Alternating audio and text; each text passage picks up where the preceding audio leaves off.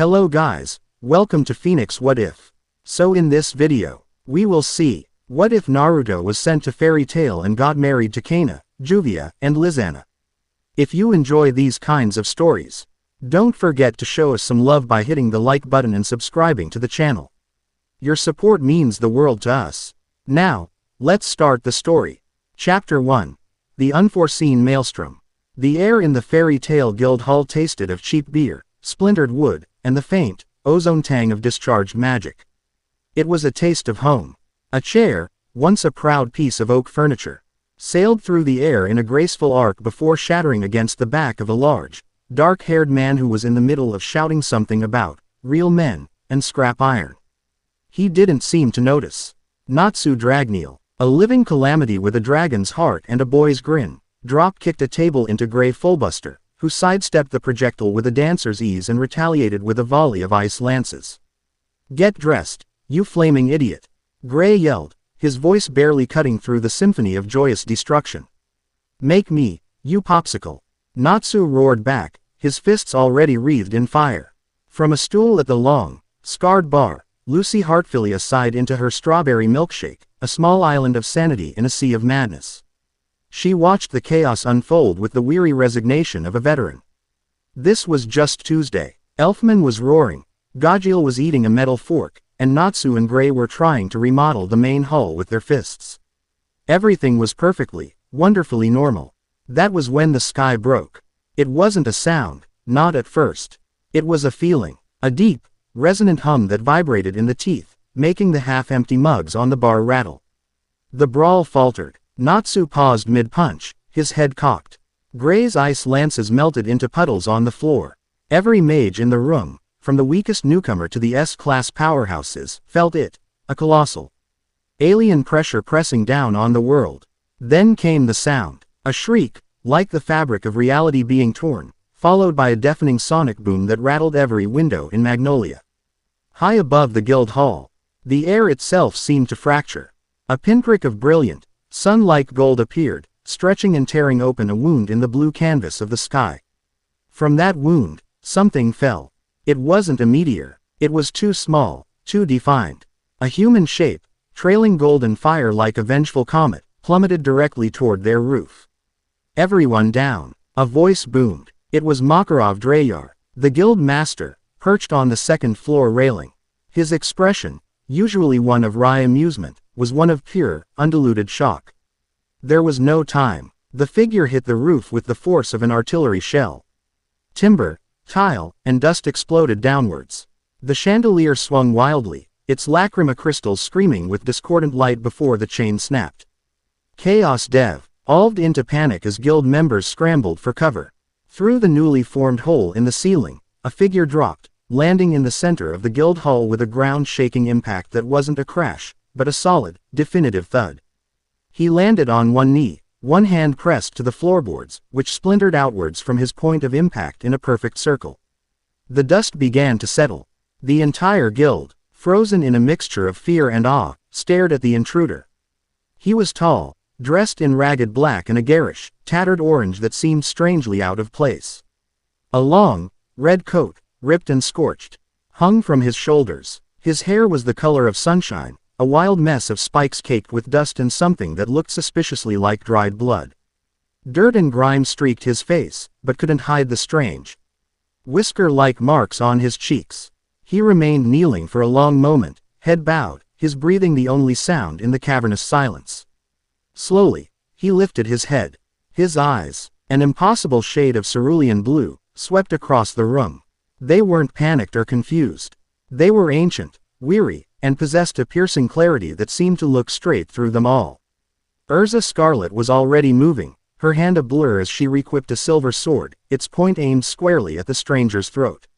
"Identify yourself," she commanded, her voice steel. "You are trespassing on the sacred ground of Fairy Tail." The man didn't flinch. He simply looked at her, his expression unreadable.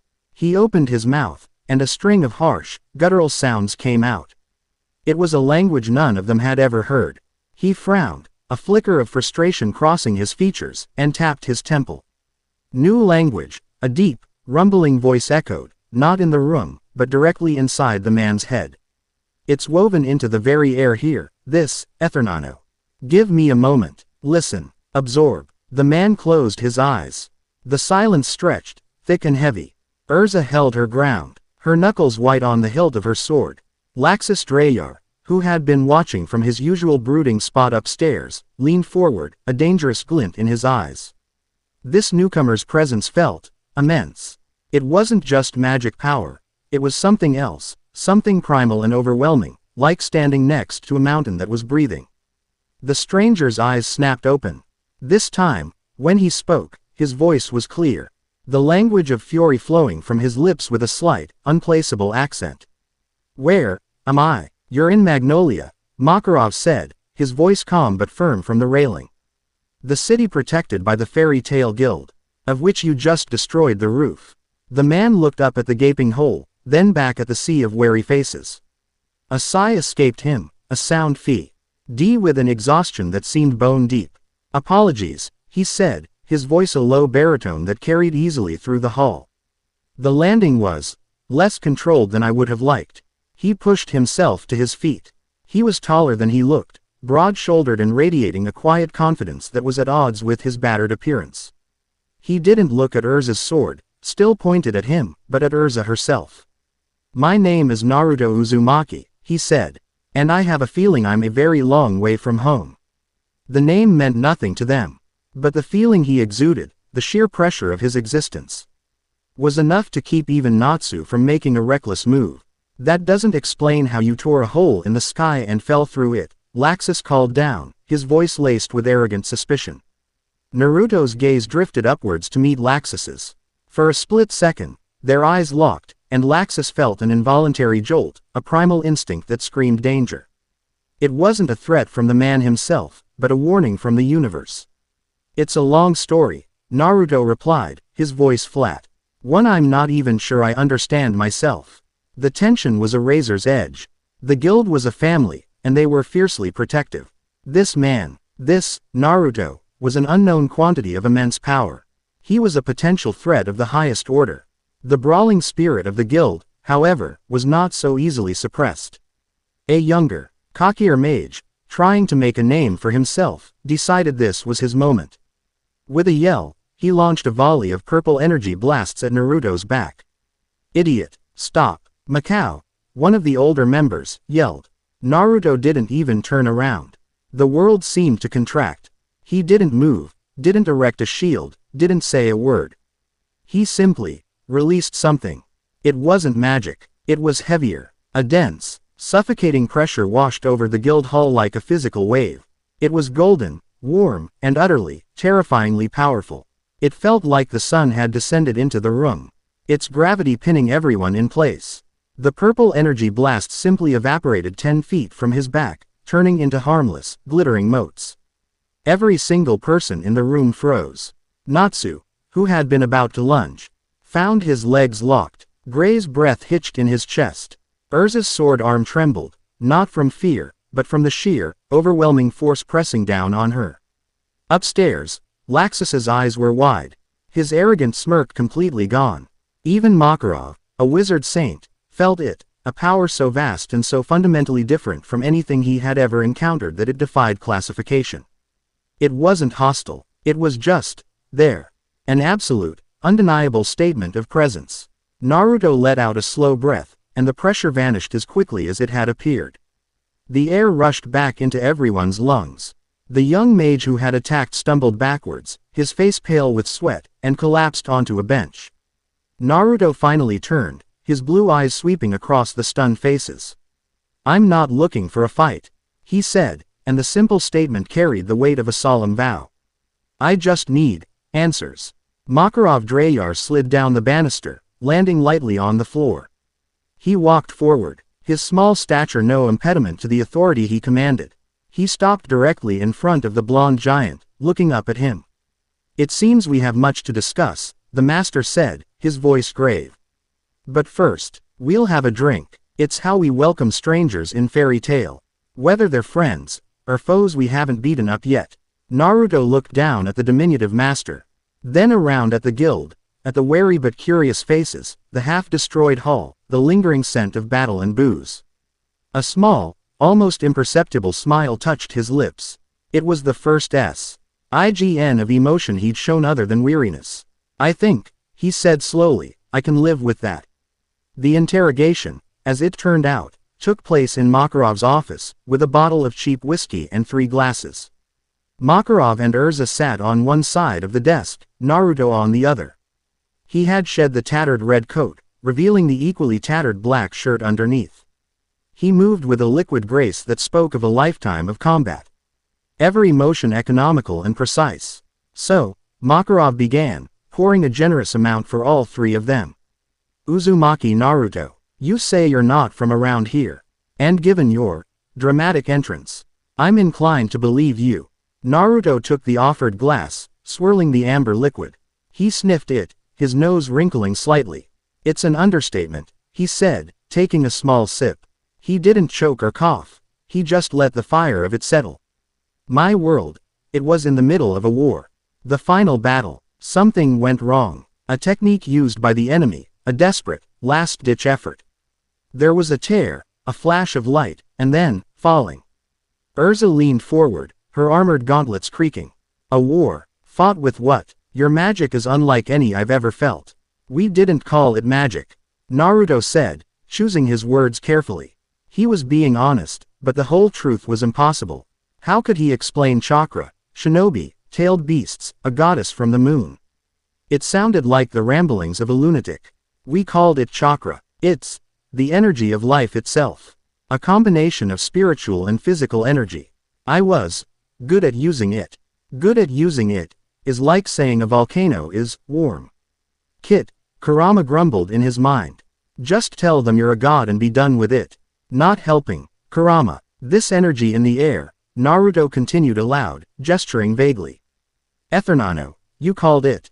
It's thick here. It feels different. My own energy is reacting to it. Adapting. Makarov nodded slowly, stroking his long mustache. The boy was telling the truth, or at least his version of it. His eyes held no deceit, only a deep, profound sadness. This was a soldier, a veteran, and a survivor. And this war, is it over? Naruto's gaze fell to the whiskey in his glass. For me, it is, he said. His voice quiet. I came from a place that no longer needs me. There's no way back. He looked up, his blue eyes meeting Makarov's. So I need to figure out what to do now. The raw honesty in his voice struck a chord with the old guild master. He had seen that look before, in the eyes of new members who had lost everything and stumbled into fairy tale looking for a reason to keep going. The first thing you do, Makarov said, raising his glass, is finish your drink. The second, you help us fix the roof. In fairy tale, you break it, you buy it. Naruto blinked, a hint of surprise on his face. He'd expected more suspicion, more tests. Instead, he was being offered chores. A slow smile spread across his face, a genuine one this time. It lit up his features, chasing away some of the weariness. Fair enough. He downed the rest of the whiskey in one go, setting the glass down with a decisive click. Urza watched him, her analytical gaze softening slightly. He was an enigma, a powerhouse of unknown origin, but he wasn't malevolent.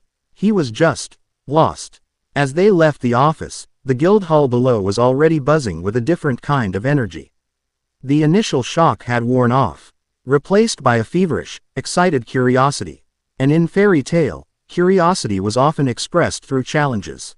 A woman with long, brown hair cascading over her shoulders, holding a massive barrel of booze under one arm, stepped into Naruto's path. She had a deck of cards strapped to her thigh and a confident, challenging smirk on her face. It was Cana Alberona, he guild's heaviest drinker and one of its most capable mages.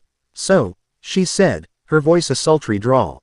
You're the big shot who fell out of the sky and scared everyone stiff. She gestured with her barrel. Big power like that, I bet you can't hold your liquor. Naruto raised an eyebrow. Is that a challenge? Cana's smirk widened. It's a fairy tale welcome. You, me, a drinking contest. You win, you get my respect. I win, you buy the whole guild around for the next week. The guild erupted in cheers. Do it, Cana, show him how we do it. Naruto glanced at Makarov, who just shrugged with a grin. Good luck, son. You'll need it, quote. He looked back at Cana.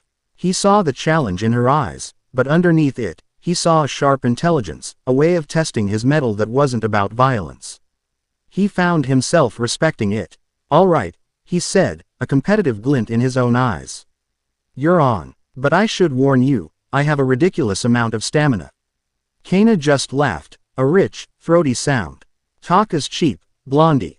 Let's see what you've got. The contest was legendary before it was even over. They sat at a reinforced table in the center of the hall. Cana, a seasoned champion, downed mug after mug with practiced ease. Her cheeks barely flushed. The guild roared with every mug she slammed down. Naruto matched her, mug for mug. But he did it differently.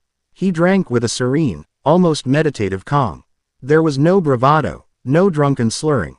He just drank. Inside, it was a different story. He was subtly and precisely circulating his newly adapting chakra, using it to accelerate his metabolism to an absurd degree. It was a trick he'd used on celebratory nights with Tsunade, a refined form of the mystical palm technique applied internally. The alcohol was being processed, said and burned away almost as fast as he consumed it. After the 30th mug, Cana was starting to wobble. Her words were slurring, and her confident smirk had been replaced by a look of profound, drunken confusion. How are you, even sitting up? She slurred, pointing a shaky finger at him. Naruto, still perfectly composed, took a slow sip from his 31st mug. I told you, he said, his voice even. Ridiculous stamina. With a groan, Cana's eyes rolled back in her head, and she slumped forward, her head hitting the table with a loud thud. She was out cold. The guild was silent for a full 3 seconds. A silence of pure, unadulterated disbelief. Then, it exploded into a cacophony of laughter, cheers, and groans from those who had bet against the newcomer. Naruto had done the impossible. He had outdrunk Cana Alberona. He stood up, stretching his arms over his head. He wasn't even tipsy. He looked down at the passed-out Cana, a respectful smile on his face. Then he looked at the rest of the guild. So, he said, his voice carrying over the din. About that roof. Late afternoon sun slanted through the partially repaired hole in the guild's ceiling. Naruto worked with a relentless, tireless efficiency that was almost as shocking as his drinking capacity. He hauled massive beams of timber by himself, shaped them with a kunai he produced from a sealed pouch, and hammered them into place with his bare fists. He moved with a purpose that many of the guild members, used to a more chaotic approach to repairs, found mesmerizing. The day's excitement had led to a new mission being posted. A small, persistent dark guild, the Ghoul's Hand, who had a grudge against Fairy Tail for a past defeat, had been raiding merchant caravans on the outskirts of Magnolia. It was a minor job, usually something for a couple of mid-tier mages, but with the day's disruptions, it had been overlooked. Makarov, deciding to see more of what Naruto could do, had asked him to handle it. A simple pest control job. He'd called it, take a walk, stretch your legs. Naruto had simply nodded and set off, leaving the half-finished roof behind. He found them easily. His sensory abilities, honed by war and amplified by Sage Mode, were a part of him now. He could feel their malevolent intent like a sour note in the otherwise peaceful harmony of the forest. There were about a dozen of them, gloating over a captured wagon full of textiles. He didn't announce himself. One moment, the clearing was empty save for the thugs. The next, he was there, a silent, golden-haired specter standing on a tree branch, his arms crossed. That doesn't belong to you, he said, his voice calm. The leader, a burly man with a nasty-looking magical axe, sneered. Well, look what we have here. A pretty boy from Fairy Tail. You all alone, quote. Naruto just looked at him.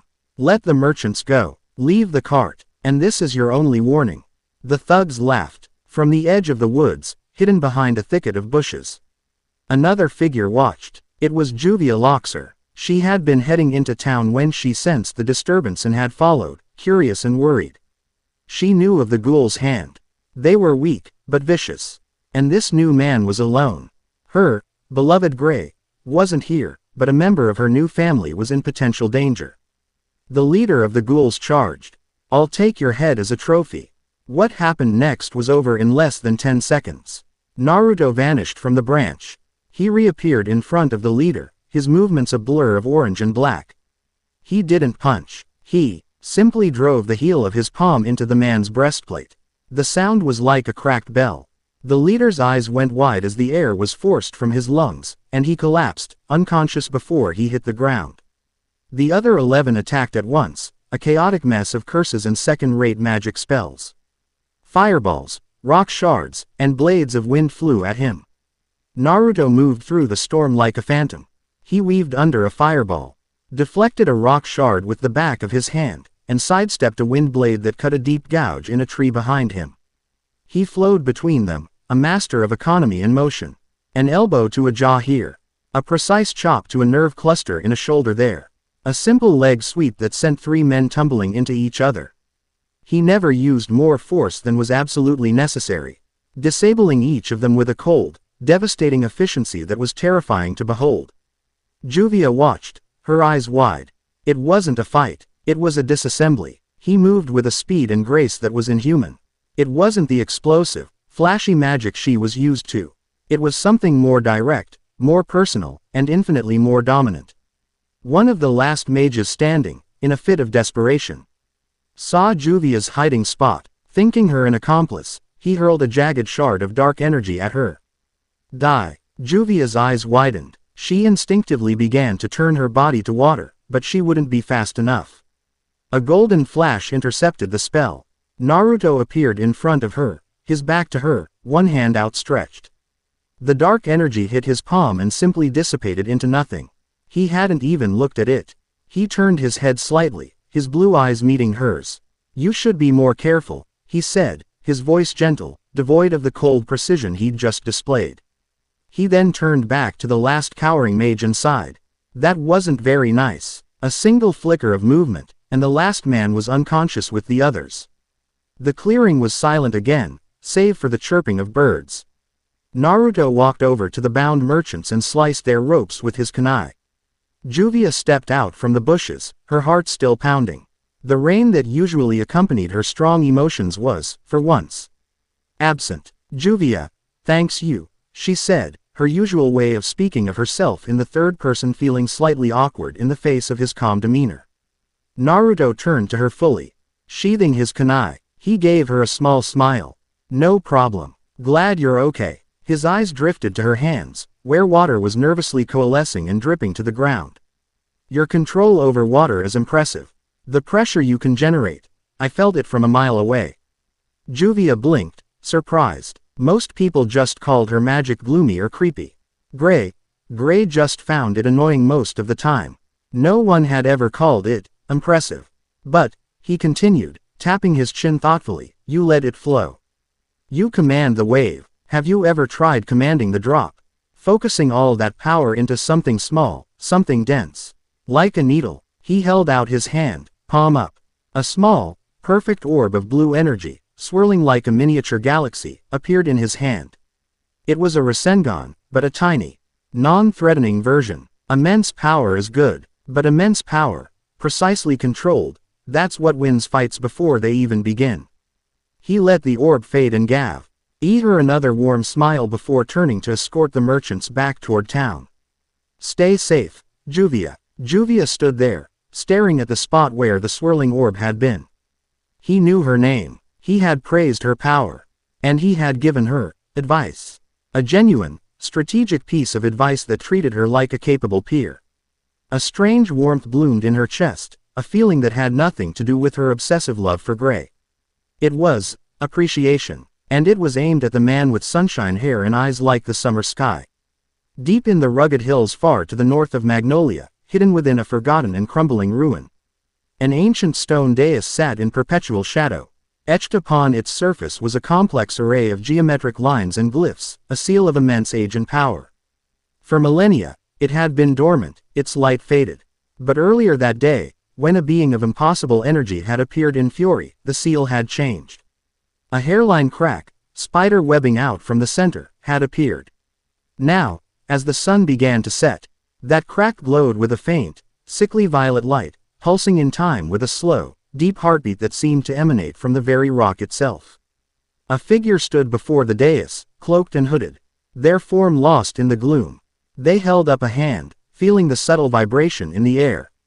The resonance has arrived, the figure whispered, their voice a dry rustle of leaves.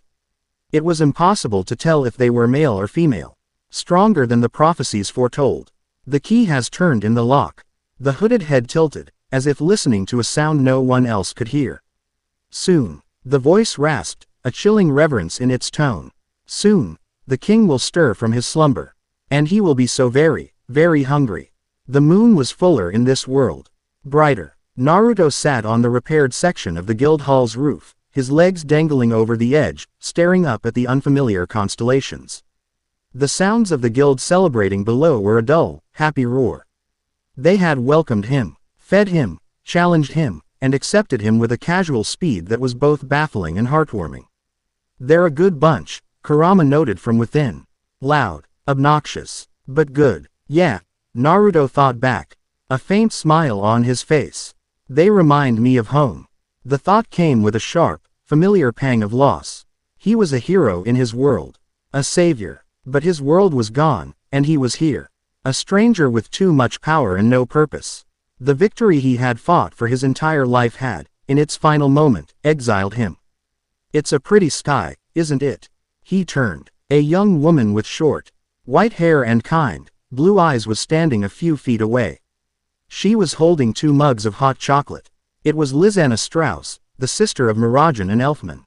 He'd seen her during the brawl. Her expression more concerned than excited. It's different, Naruto admitted, accepting the mug she offered. The warmth seeped into his hands. The stars are all wrong. Lisanna gave him a soft, understanding smile and sat down beside him, her own gaze turning upwards. I know the feeling, she said quietly. For 2 years, I lived in a world called Daedalus. The sky was the same, but everything else was different. The magic, the people, even my own brother and sister were different versions of themselves. When I finally came back here, everything felt too bright, too loud. It took a long time for it to feel like home again. Naruto looked at her, surprised. He saw it in her eyes, the same faint shadow of displacement he felt in his own soul.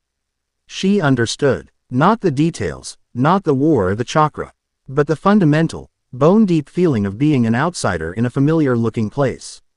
You miss it, don't you? She asked, her voice gentle. You're home. He didn't answer right away. Just took a long sip of the hot chocolate. It was sweet, comforting. I miss the people, he finally said, his voice rough with an emotion he hadn't let himself feel all day. I fought so hard to protect them. To build a place where everyone belonged. And now you're here, she finished for him, her shoulder brushing against his. And you have to start all over. She turned to him, her smile small but genuine. Well, you picked a good place to start. We're a little crazy, and we break a lot of furniture. But there's always a spot at the table for one more. They sat in comfortable silence for a while, drinking their hot chocolate, listening to the muffled sounds of the party below. For the first time since he'd arrived, the crushing weight of his loneliness lifted, just a little. This girl, with her quiet empathy and shared experience, had offered him a moment of genuine connection, a lifeline in the chaotic sea he'd been thrown into. Eventually, they headed back down. The party was finally starting to wind down. Makarov caught him by the entrance, a serious look on his face. Naruto, he said, you have no home to return to. Your power is immense, and could be a danger if left unchecked. But I've watched you today. I see no malice in your heart, only strength and a deep sadness. He pointed a finger at Naruto's chest. A heart like that belongs in a family. It belongs here. Makarov gestured to Mirajan, who was waiting with the guild's magical stamp. If you'll have us, Fairy Tail will be your home. Naruto looked from Makarov's earnest face to Mirajan's welcoming smile, and then across the guild hall. He saw the exhausted but rowdy members, his new family. His gaze lingered for a moment on 3 figures. Cana, who had woken up with a groan and was now nursing a glass of water, met his eyes and gave him a grudging but respectful nod. Juvia, standing near the back, saw him looking and quickly ducked her head, a faint blush on her cheeks. And Lisanna, near the bar, gave him that same, soft smile from the rooftop. Intrigue, awe, empathy, 3 different threads, all leading back to him. He felt a warmth spread through his chest that had nothing to do with chakra or whiskey. It was hope. He turned back to Makarov and nodded, a wide, genuine grin finally breaking across his face. The kind of grin he hadn't worn since before the war. "I accept." He held out his right hand. Marajan pressed the stamp to the back of it. There was a brief flash of light, a searing heat, and when she pulled it away, the symbol of the fairy tale guild W. as emblazoned on his skin in a brilliant, golden ink that seemed to match his hair. He stared at it, the simple, elegant fairy emblem. A brand, a mark of belonging. He had a home again. As he stood there, lost in the moment, the three young women watched him from different corners of the room.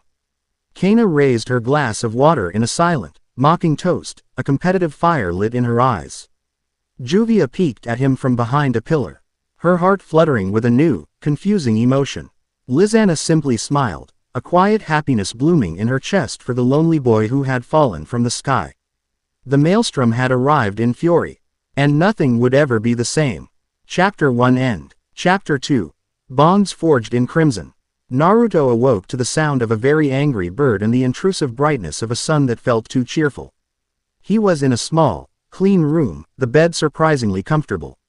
For a disorienting moment, the scent of lavender and old wood made him think he was back in Konoha, in the small apartment he'd kept for years. Then he saw the golden guild mark on his hand, stark against his skin in the morning light, and reality came crashing back. This was Fury. This was Fairy Hills, the women's dormitory where Marajan had insisted he take a guest room rather than sleep on the guild's floor. He sat up, the phantom weight of the war a dull ache behind his eyes.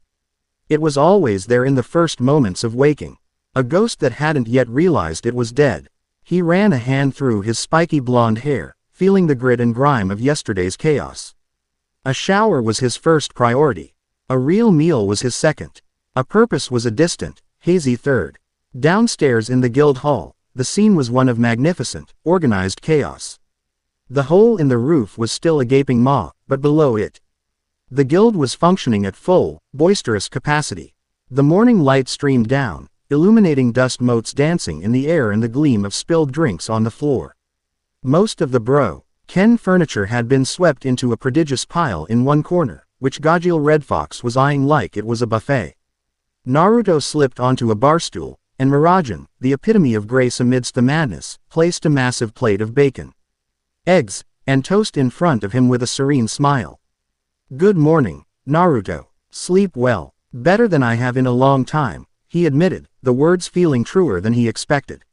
He dug into the food with an appetite that could only be described as shinobi level. His presence didn't go unnoticed. He was the new, shiny object of fascination. People glanced, whispered, and a few of the braver members nodded a greeting. He felt Natsu's fiery gaze on him from across the room, a clear promise of a future fight. He saw Gray, shirtless as always, watching him with a cool, appraising look. And then he saw them. Cana was at her usual spot at the far end of the bar, a wooden mug of what he suspected was definitely not coffee in her hand. She met his gaze over the rim of the mug, her expression unreadable, before pointedly looking away. Juvia was sitting with Gajeel and Panther Lily, her head down, a faint gloom seeming to radiate from her, though it wasn't raining. When she felt his eyes on her, she flinched and ducked further behind Gajeel's broad back. Lisanna was helping Marajan behind the bar, and she offered him a small, welcoming wave. "One is wary, one is scared, and one is friendly," Kurama rumbled in his head, the fox's voice a familiar comfort. A veritable storm of female emotions. "You always were a magnet for trouble, Kit." "They're not trouble," Naruto shot back internally, grabbing another piece of bacon. "They're just people." Before he could finish his meal, Makarov's voice echoed from the second-floor balcony. "Attention, brats." The guild quieted, all eyes turning to the master. "We have a situation," Makarov announced, holding up a mission request. The town of Silverstream, up in the northern foothills, a trading hub known for its artisan magic tools. Over the past week, their productivity has plummeted. We've received a request from their mayor. Mages in the town feel lethargic, their magic feels thin. Spells are fizzling, and their famous light lacrimas are barely glowing. It's an A- rank investigation. Could be a curse, could be a magical parasite, we don't know. But it's hurting people and it's hurting trade. A murmur went through the crowd. An invisible enemy was always trickier than a monster you could punch. Normally, I'd send one of our S-class, Makarov continued, his eyes scanning the room. But Urza, as overseeing the roof repairs you idiots necessitated. And Gildarts is, well, Gildarts is wherever he is. He paused, his gaze landing squarely on Naruto. Naruto, he called out, you need to earn your keep. And I need to see how you work with others. This mission is yours. Naruto straightened, surprised but ready. A mission, a purpose, even a temporary one. It felt right. Who's my team? He asked, his voice steady. Makarov's grin was wide and mischievous. He knew exactly what he was doing. A team that will test your ability to adapt. Your partners will be Cana Alberona, Juvia Loxer, and Lisanna Strauss. A collective, rippled through the guild. It was, to put it mildly, an unorthodox team. Cana was a capable, independent mage who rarely teamed up for anything less than S-class trials. Juvia was a powerhouse, but her obsession with Gray often made her a wildcard. Lisanna was sweet and reliable, but not typically thrown into A-rank investigations. Cana slammed her mug down on the bar. Master, with all due respect, I work better alone. And since when are we sending 4 people on a simple investigation? Since I said so, Makarov retorted. Your divination skills will be invaluable if this is a curse, Cana. Juvia, your senses are uniquely attuned to magical phenomena, especially concerning natural elements. And Lisanna, your ability to connect with people will be crucial for gathering information without causing a panic. Naruto will be the anchor. It's the perfect team. His eyes twinkled. And it's an order. Cana grumbled into her mug but didn't argue further. An order was an order. Juvia, however, looked stricken. She glanced at Gray, who was frowning, his arms crossed. But, Juvia was going to help Gray-sama with. Go, Juvia, Gray said, his tone clipped. It's a mission. He wouldn't meet her eyes. The rejection, however slight, hit her like a physical blow.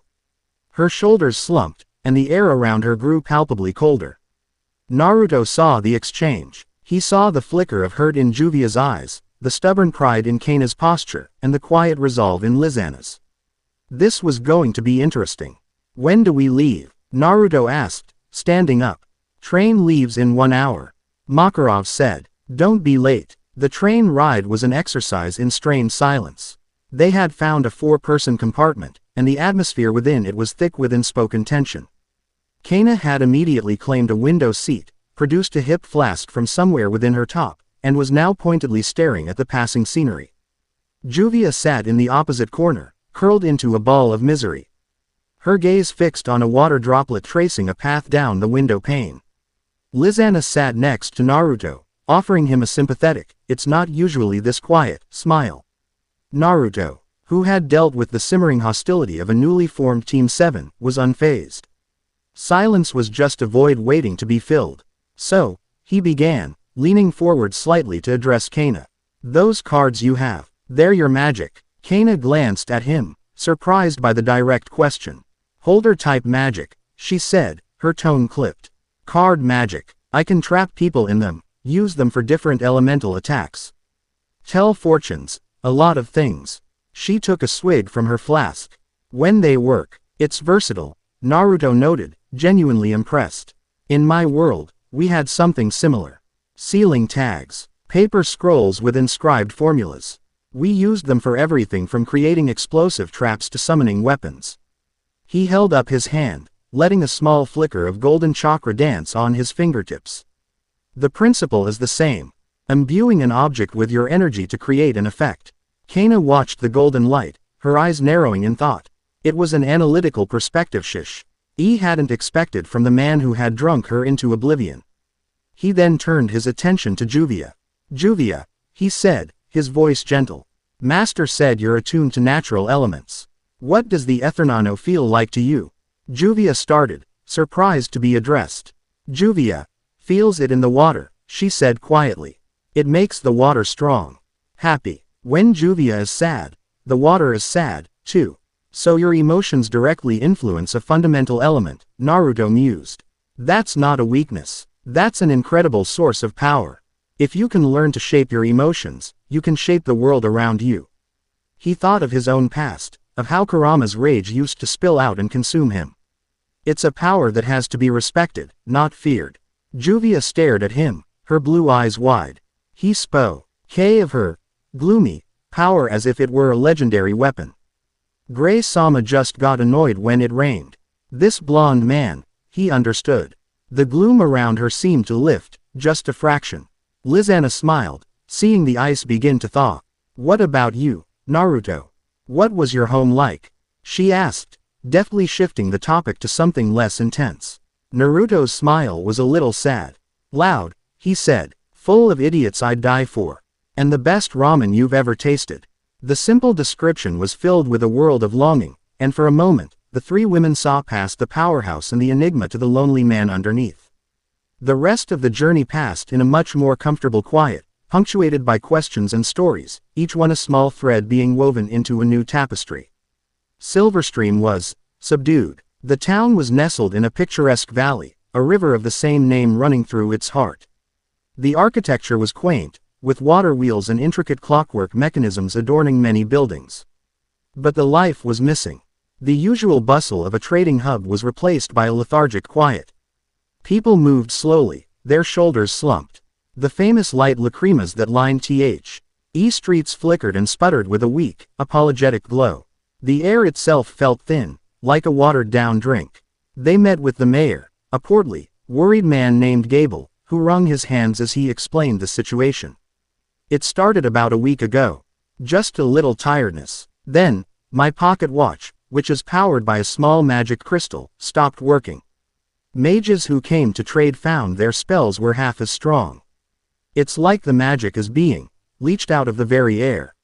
It's a plague on our livelihood. After the meeting, the team gathered in the town square. All right, Naruto said, taking charge with a natural authority that none of them thought to question. Let's split up. Lisanna, you do what you do best. Talk to people, the shopkeepers, the artisans. Find out exactly when and where this started. Get the human side of the story. Lisanna nodded, a determined look on her face. On it. Juvia, focus on the river. The water. You said you can feel the ethernano in it. Tell me what it feels like now. Is it weak? Is it being drained? Follow the current, see if the feeling changes. Juvia straightened, a sense of purpose replacing her earlier melancholy. Juvia will listen to what the water has to say, she declared, already heading toward the riverbank. Cana, Naruto said, turning to her. The mayor mentioned a curse. See what your cards say. A town-wide divination. It might give us a direction. A symbol, anything. Cana crossed her arms, a skeptical look on her face. I already told you, my magic is weak here. A full divination will be difficult. Try anyway, Naruto said, his gaze steady. Even a fuzzy picture is better than no picture at all. I'm going to find a high spot. I need to feel this place out myself. With that, he was gone, leaping to a nearby rooftop and then another. Moving with a silent, fluid grace that was still startling to watch.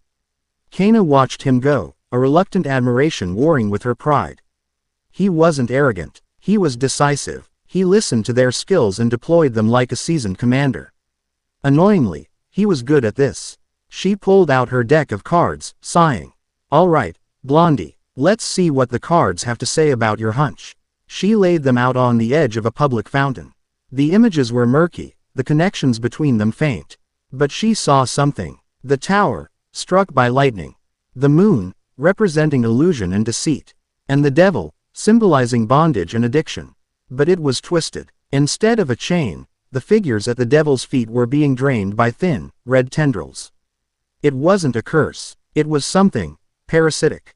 Meanwhile, Juvia stood knee-deep in the Silverstream River, her eyes closed. The water felt tired, sluggish, like it was being slowly suffocated. But as she waded upstream, the feeling grew stronger. The thirst, as she began to call it, was more pronounced. The source was in that direction. Lisanna, with her disarming smile and genuine empathy, was having great success. An old clockmaker told her his self-winding clocks had all stopped on the same day. A baker whose oven used fire lacrimas said they'd started to dim from the north side of town first. All the stories pointed to one area, the old, abandoned textile mill at the town's northern edge.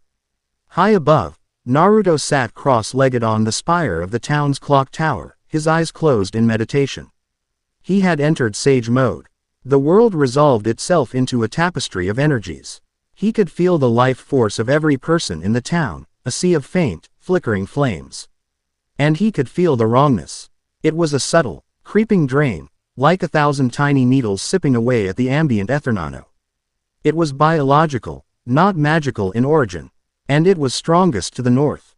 He opened his eyes as his 3 teammates converged at the base of the tower.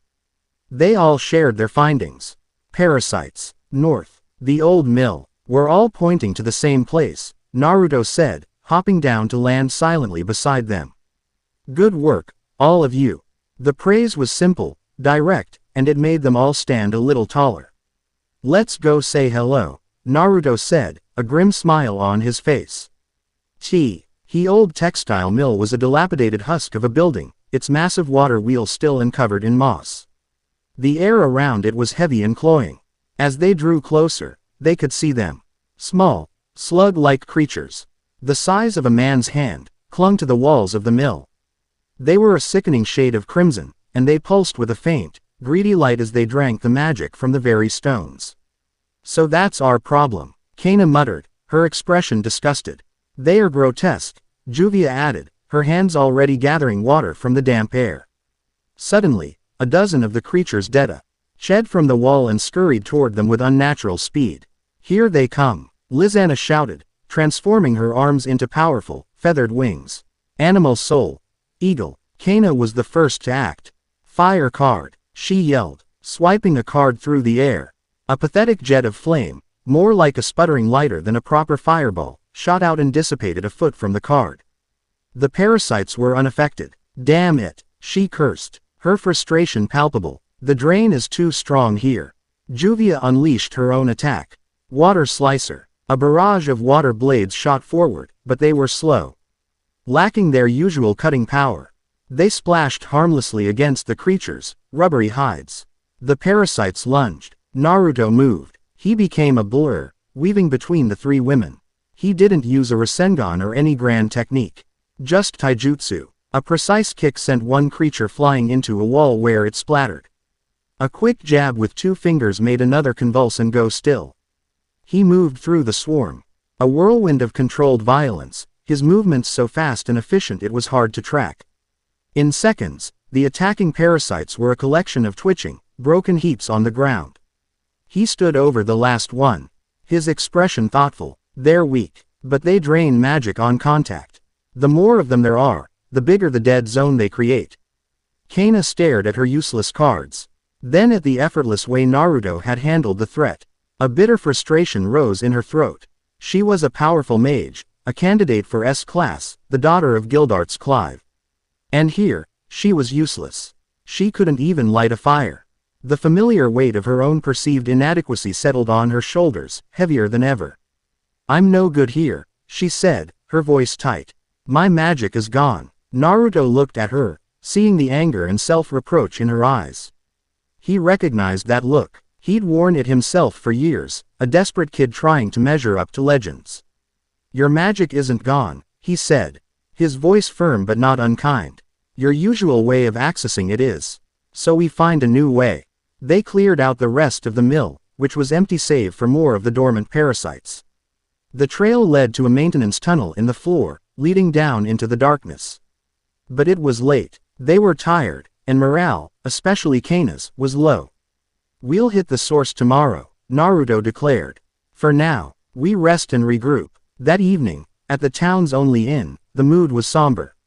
Lisanna and Juvia were talking in low tones, trying to formulate a plan. Naruto was cleaning his kunai, his mind at work. Cana sat alone at a table in the corner, nursing a bottle of whiskey she'd liberated from the innkeeper's private stock. The frustration was radiating off her in waves. Naruto walked over and sat down opposite her, placing one of her own magic cards on the table between them. She glared at him. What? Come to tell me how to do my job again? No, he said simply. I'm here to offer you a better weapon. He tapped the card. Your magic comes from within you, right? You project it into the card, and the card creates the effect. And, your point is, she snapped. The parasites are drinking the ether nano from the air. It's like you're trying to breathe underwater. You can't draw in the ambient energy you need to supplement your own power. So you're running on empty. He leaned forward, his blue eyes intense. My energy is different. It's not from the air. It's from me. My physical and spiritual energy, mixed. It's self-contained. He held out his hand, palm up. A small, stable orb of golden chakra, warm and bright, appeared above it. I can't give you my chakra. But you're a skilled mage. You know how to channel energy. You could learn to channel mine. Cana stared at the golden orb. Then back at him, her cynical expression faltering. You'd, what? Just lend me your power. Why? Because a tool is useless sitting in the box, and right now, you feel useless. I know that feeling. I hate it, he said, his voice dropping slightly. And because I need my whole team at their best tomorrow. Especially the smart one who's good with strategy and traps. The unexpected compliment caught her off guard. He wasn't pitying her. He was treating her like a valuable asset who was currently unarmed. She was silent for a long moment, then pushed her whiskey bottle aside. Show me, she said, her voice a low challenge. They found a quiet spot in the inn stable. Naruto handed her a plain, unused card from her deck. Hold this. Feel its weight, its texture. It's just paper right now. Now, I want you to try and draw your magic into it, just like you normally would. Cana closed her eyes, concentrating. She felt nothing, a faint trickle of power. That died before it even reached her fingertips. The frustration returned. It's not working. I know, Naruto said. Now, clear your mind. Don't try to project, just be ready to receive. I'm going to place my hand on your arm. I'll send a small, steady stream of my energy. Don't fight it. Don't try to control it. Just feel it. Let it flow through you and into the card. She hesitated, then nodded. He placed his hand on her forearm. His hand was warm, calloused, and steady. She felt a jolt as his energy entered her. It was nothing like magic. It was warm, vibrant, and felt intensely, overwhelmingly alive. It was like a sun rising inside her veins. It flowed down her arm, and she instinctively guided it, her years of magical training taking over. The energy flooded into the card in her hand. The plain paper card began to glow with a brilliant, golden light. It grew heavy in her hand, thrumming with a power that made her own strongest spells feel pale by comparison. It was a terrifying, exhilarating feeling. Okay, Naruto said, pulling his hand away. Now, throw it. She looked at the glowing card, then at the far wall of the stable. She took a deep breath and threw it. The card didn't just fly. It screamed through the air and hit the stone wall with a concussive boom that shook the entire stable. A perfect, circular crater, 3 feet wide and sizzling at the edges, was left in the wall. Cana stared at the destruction, her mouth agape. Juvia and Lisanna, drawn by the noise, peered into the stable, their eyes wide with shock. Holy! Cana breathed, turning to look at Naruto. He was just smiling. See, he said, not useless. Just needed a different kind of ammunition. A slow, genuine smile spread across Cana's face, the first he'd seen all day. But her eyes held more than just excitement. In that moment of shared power, of him trusting her with his energy and teaching her without an ounce of condescension, a new kind of respect was born. She finally opened up, the whiskey and the breakthrough loosening her tongue. She told him about Gildarts, the towering shadows she lived under. The endless chase to be acknowledged by a father who was more of a living legend than a parent. Naruto listened, not with pity, but with a deep, resonant understanding. My father was a legend, too, he said quietly, thinking of the 4th Hokage. He died saving our village and left me with a huge burden. For years, all I wanted was to surpass him. To make everyone see me, not just his ghost. He looked at her, his expression serious. You don't have to be him, Cana. Your magic, your mind, they're yours. Own them. His shadow only has as much power as you give it. In the quiet of the stable, surrounded by the scent of hay and the hum of borrowed power, they weren't just teammates anymore. They were two people who understood the weight of a legacy. And that, more than any display of power, was the start of a genuine bond. The next morning, they were a different team. The tension was gone, replaced by a focused determination. They descended into the tunnel beneath the mill, Naruto taking the lead, his senses on high alert. The tunnel opened into a vast, cavernous laboratory, a grotesque fusion of stone and metal. Glass vats lined the walls, filled with a bubbling red liquid and half-formed parasites. At the center of the room was a huge, pulsating organic mass, a grotesque heart connected by thick, vein-like tubes to the town's main water and ethernano conduits. It was the source of the plague. Standing before it was a man in a stained lab coat, his hair wild, his eyes alight with manic glee. "Ah, visitors," he cackled, "come to see the dawn of a new era. An era of equality. No more S-class mages, no more magic council. Just people, equal in our powerlessness. That's not equality." Lisanna shot back. "That's just dragging everyone down into the mud with you." The biologist, a disgraced researcher named Drive, Elric, just laughed. A small price to pay for progress. He slammed his hand down on a console, and the vats shattered. A horde of the crimson parasites, larger and faster than the ones outside, surged toward them. At the same time, the central heart began to beat faster. And the oppressive, magic-draining field intensified. "Here we go," Naruto yelled. "Cana, grid pattern C, explosive traps. Juvia, you're our shield.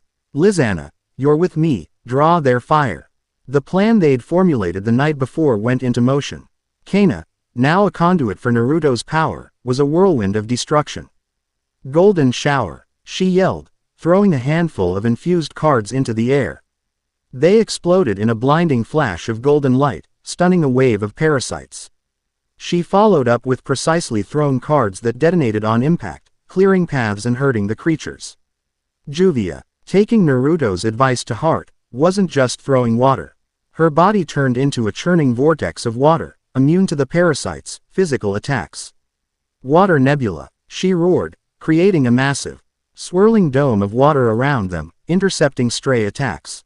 When parasites tried to crawl through, she focused the water into high-pressure needles, piercing their hides with lethal precision. For the first time, she was fighting not with gloom, but with focused, righteous anger. Lisanna transformed. "Animal soul. 9 tails." She shouted. Inspired by Naruto, she had been practicing a new form. It wasn't a perfect copy, more a tribute. She became a sleek, white-furred creature, faster and more agile than any of her other forms, with an aura of pale blue energy crackling around her. She zipped through the battlefield, a blur of motion, her claws and speed creating the diversions Naruto needed. Naruto himself was the epicenter. He ignored the lesser creatures, his eyes fixed on Dr. Elric, who, seeing his creations being dismantled, injected himself with a concentrated dose of his own parasite serum. The doctor bloated and twisted, his body turning into a monstrous, crimson behemoth. "I am the next stage of evolution." The monster roared, lunging at Naruto. Naruto met him head-on. "You're just a sad man who couldn't handle failure." He yelled back, his fist wreathed in the swirling blue energy of a Rasengan. The battle was a symphony of coordinated chaos. Naruto would engage the behemoth, his raw power and speed overwhelming it, while directing his team.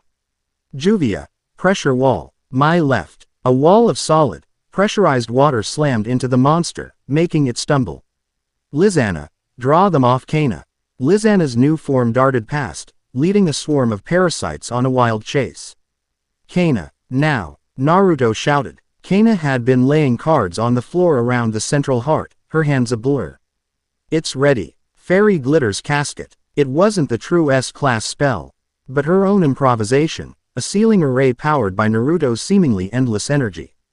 The cards flared to life, creating a cage of golden light around the pulsating heart, cutting it off from its power source. The behemoth roared in fury as it felt its power being severed.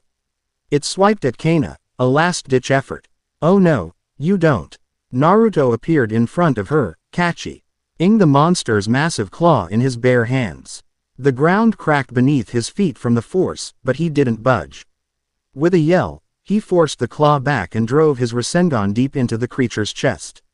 The monster screamed, a wave of blue, spiraling energy erupting from its back, before it collapsed, dissolving back into the unconscious, broken form of Dr. Elric. Silence. The central heart, trapped in Cana's seal, withered and died. The oppressive feeling in the air vanished. They had won. Exhausted, bruised, but triumphant, the four of them stood in the wreckage of the lab. Lisanna powered down. Juvia's water form receded, and Cana leaned against a wall, breathing heavily but with a grin of pure exhilaration on her face. Naruto looked at them, a proud smile on his face. "Told you," he said. "Good work, team." While Juvia and Lisanna secured the unconscious doctor, Cana searched his desk for any notes. Tucked away in a hidden drawer, she found it. A single, crisp sheet of parchment. It was a letter. "Naruto, look at this," she called out. He came over, reading over her shoulder. The letter was from an anonymous benefactor, congratulating Elric on his purification project. It spoke of cleansing the world of the magical plague, in preparation for the king's glorious return. But it was the letterhead that made Naruto's blood run cold. It was a small, embossed sigh. MBOL. A seven-pointed star with a pitch-black, empty circle at its center, like a miniature black hole. The symbol felt wrong. Ancient and hungry. This wasn't just some crazy doctor, Naruto said, his voice grim. He was a pawn. This king. This benefactor. This is just the beginning. The celebration back in Silverstream was heartfelt. With the parasite heart destroyed, magic had returned to the town in a rush. The lacrimas shone brightly, and the mood was jubilant. The mayor insisted on putting them up for the night and throwing a feast in their honor. At the feast, the four of them sat together. No longer a mismatched collection of individuals, but a unit. They laughed, they ate, and they recounted the battle, each praising the other's skills. Cana, a few drinks in but nowhere near her usual state, playfully argued with Naruto about whose final blow was more stylish. Juvia, for the first time, was laughing freely, not a single raincloud in sight. Lisanna watched them all, her heart full. Naruto found himself looking at the three of them, a profound sense of contentment settling over him. Cana's fiery spirit and sharp mind, Juvia's fierce loyalty and immense, untapped power. Lisanna's quiet strength and deep empathy. They had trusted him, fought with him, and opened up to him. He wasn't just a guest in their guild anymore. He was making his own place, his own bonds. He was home. The train ride back to Magnolia was the polar opposite of the first. Cana was teaching Lisanna a card game. Juvia was showing Naruto how she could now form her water into tiny, intricate sculptures. The compartment was filled with easy laughter. Back at the guild hall, their triumphant return was met with cheers. They gave their report to Makarov, handing over the letter from the benefactor. The master's face grew grim as he saw the symbol. "I've never seen this mark before," he muttered. "But I don't like it." Later that night, the guild was in full party mode, celebrating the team's success. Naruto was trying to explain the rules of shogi to Natsu and Gray, who were more interested in turning the board into a weapon. He felt a tap on his shoulder. He turned, and Cana was there, a bold, confident smirk on her face. "Hey, Blondie," she said, her voice a low drawl. "You did good out there. You're not just a powerhouse. You're a damn good leader." "We did good," he corrected. "As a team." Yeah, she said, waving a dismissive hand, but her eyes were sincere. "For what it's worth, you were right. About owning my own power." She leaned in close, her breath smelling of whiskey and victory. "And for the record, thanks." Before he could respond, she stood on her toes and pressed her lips to his. It wasn't a tentative, shy kiss. It was a Cana kiss. Confident, fiery, and gone as quickly as it came. She pulled back, gave him a wink, and sauntered back to the bar, leaving a stunned Naruto with the lingering taste of whiskey on his lips. He stood there, completely poleaxed, a blush creeping up his neck. His mind was still trying to reboot when he heard a small, hesitant, He turned to see Juvia, her face as red as a tomato. She was hiding half her body behind a support pillar, and in her hands. She clutched a small object. Behind the pillar, he could just see Lisanna giving her an encouraging push. "Juvia made this for you," she stammered, thrusting her hands forward. He looked down. In her hands was a small, perfect sculpture, crafted from solid, unmoving water. It was a miniature fox with 9 flowing tails. The detail was incredible. He took it gently from her.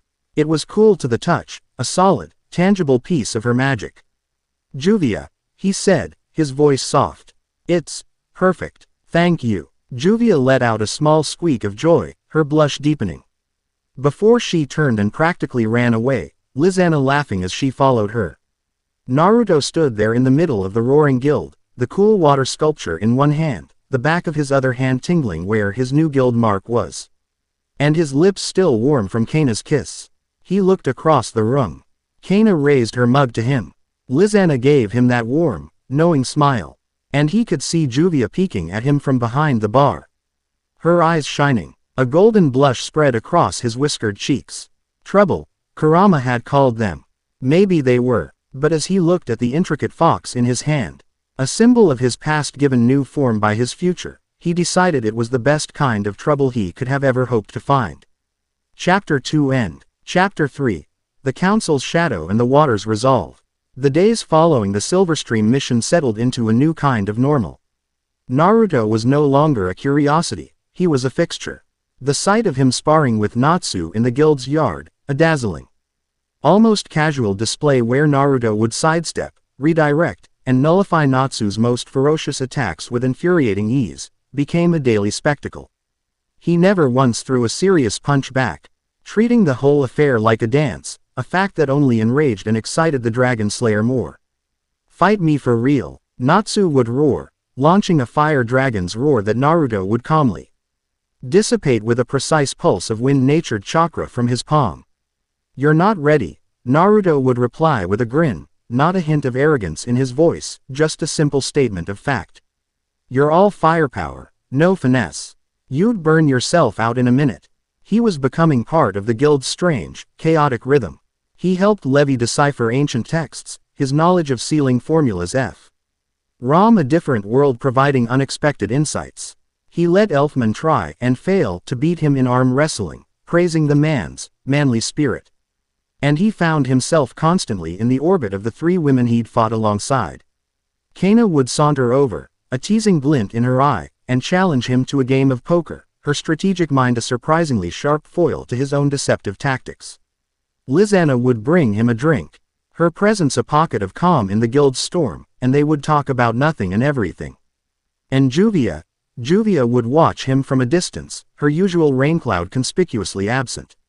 The obsessive, frantic energy she directed at Gray had been tempered, replaced by a quiet, contemplative curiosity. She practiced by the river every day, trying to replicate the feeling of his advice, to command the drop, not just the wave. It was a peaceful, happy interlude. And Naruto knew, with the certainty of a soldier who had seen too many peaceful dawns followed by bloody sunsets, that it wasn't going to last. The interruption came not with a crash, but with a chilling, official silence. It was mid-morning, the guild hall already at a low roar, when 2 figures in pristine white and gold uniforms stepped through the main doors. They moved with a stiff, synchronized precision that was alien to the loose-limbed chaos of fairy tale. The insignia of the Magic Council was emblazoned on their chests. The guild's noise died down to a murmur. All eyes fell on the newcomers. The lead figure, a man with a severe face and a tightly wound gray topknot, unrolled a scroll. His eyes, cold and dismissive, swept over the assembled mages as if they were insects.